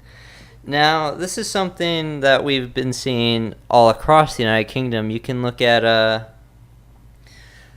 Oh man, the name of the place leaves my mind. Rotterdam. Rotterdam is where the big rape scandal was going on, where there was grooming gangs, which are these Pakistani grooming gangs, which are these gangs that take young children and try to groom them into being prostitutes, then whoring them out, and they, repeatedly and excessively rape them over and over. And the authorities knew about this, but they wouldn't do anything about it. Why? Because they're afraid of being called a racist. And here's just another police, another police force in the United Kingdom that has been found not going hard on these guys because they're Muslims and they're afraid of being called racist. So, what happens when they do that? Little girls are getting raped. Okay? Is that okay? No. So, it's a very common occurrence, though. It's happening in the United Kingdom and in Europe in general. So, yep. Let's go on to the next thing that I have here. About Europe again. Yeah, and there's been some leaked documents amongst the current European Union presidency, which is Estonia. They switch it around every 6 months or so. And it shows that they're calling upon other EU member states to increase their internet censorship, following in the footsteps of communist China. A Council of the European Union document show by State Watch on August 30th reveals that during the summer months, Estonia has been pushing the other states to strengthen their indiscriminate internet surveillance, standing firmly behind its belief that filtering the uploads is the way to go. The presidency has worked hard in order to make the proposal for new copyright directive even more harmful than the Commission's original proposal, and pushing it further into the realms of illegality. In the document, Estonia proposed two options for each of the two most controversial proposals: the so-called link tax, or ancillary copyright, and the upload filter.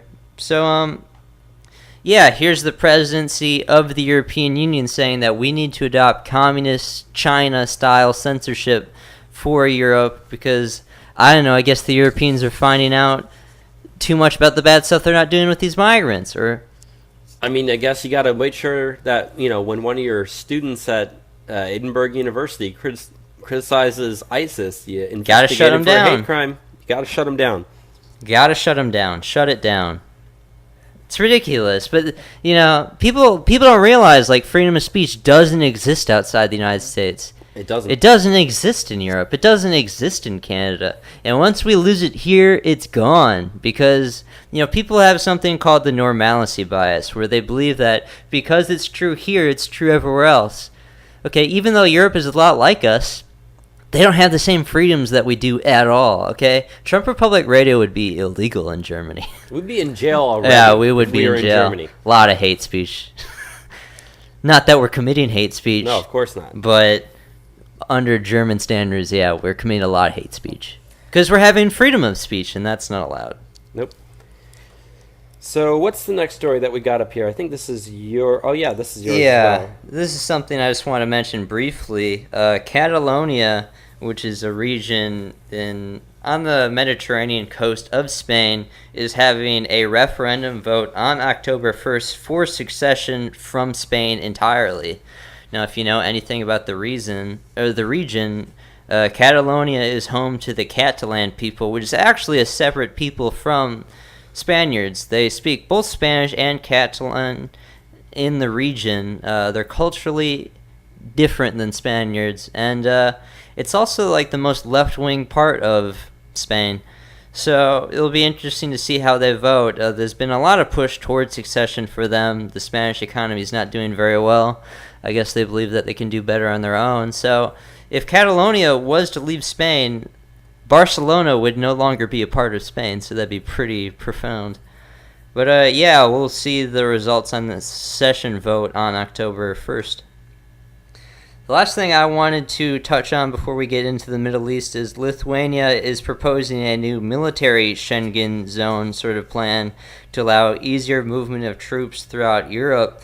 This is something that is in response to supposed aggressions by the Russians. Also, just to note that we've also us Americans have moved a lot of troops into Lithuania. We've doubled our troop presence in Lithuania in response to Russian troop buildup. So if such a measure was to be passed, you'd have the free movement of armies through Europe. So you'd see likely an escalation in conflict on the borders of Europe and Russia, just being able to move the troops so freely. So that's something that might happen. Not something that I kind of want to see, but, you know, if we were sending so many troops to Lithuania to kind of counter Russian military buildups as well, why would Trump do that if he was Putin's puppet? Yeah.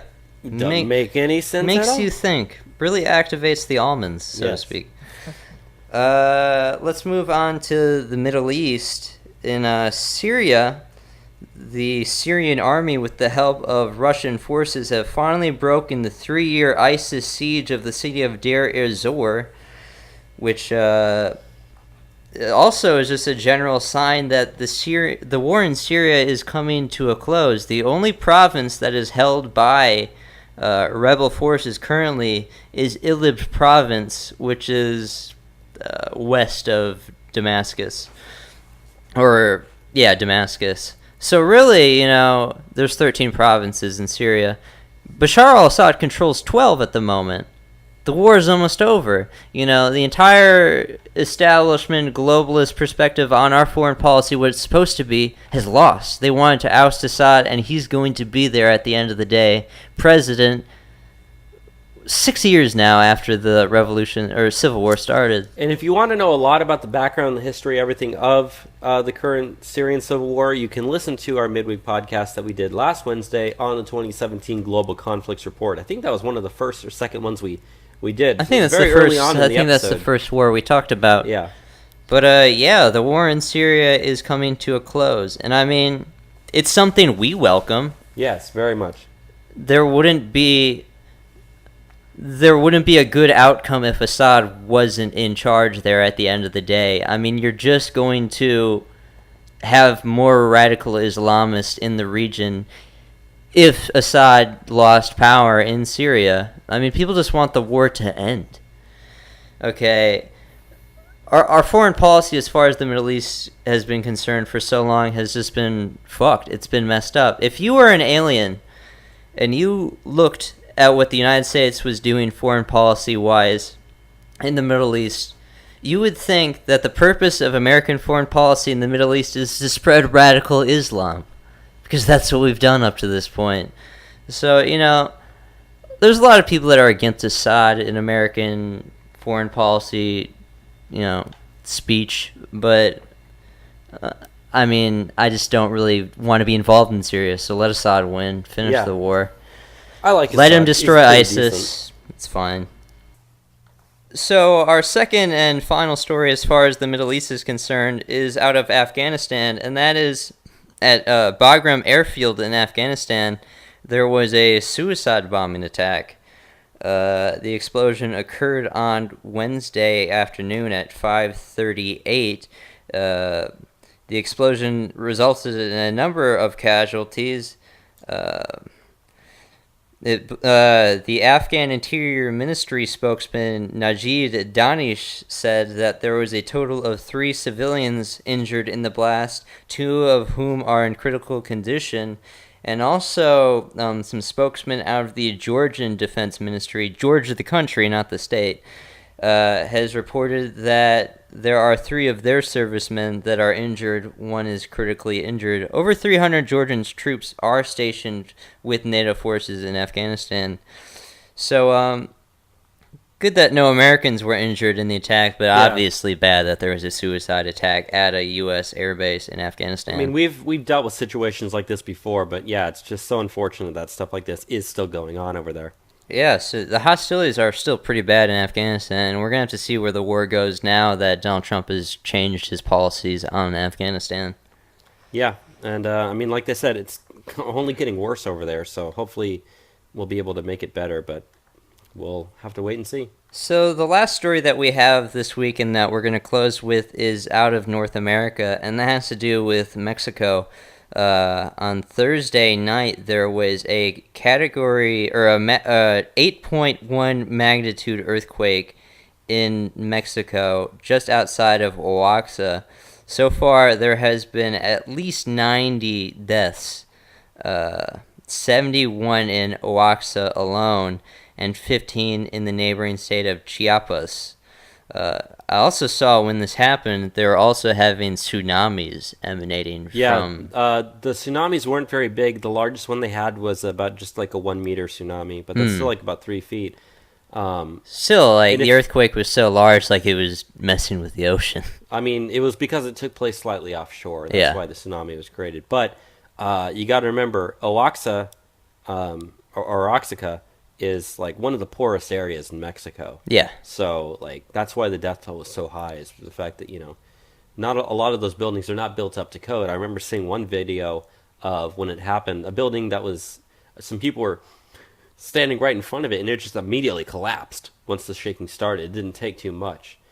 So, you know, it's sad that stuff like that happens, but you know, that's what you get when you're living along the ring of fire in that area. So not good stuff, but it happens. So that's been the show for the week. I hope you enjoyed being on, Kyle. The first time ever coming on. Oh, thank you very much for having me. I always wanted to do something like this. Yeah, we'll definitely try to have you on again. So. Yeah, whenever you want to come on. We haven't been done guests in months, but we're trying to do it again. So. Well, you're going to have one of those big guests come on later, right? We're hoping to. Yeah. Or we're going to have Chris back on. We need to have Chris back on anyways. Yeah. Great guest. But, yeah, it's been fun having you on, and... I'm glad we got to argue, though. I didn't want this to be a circle jerk. So it was interesting having someone that opposes me on stuff more often, because me and Bobby are generally the same ideology. It's good to have healthy debate on the show. Yeah, a little back and forth. Yeah, but with that said, thank you for listening to another episode of Trump Republic Radio, and have a good one. All right, bye, everyone.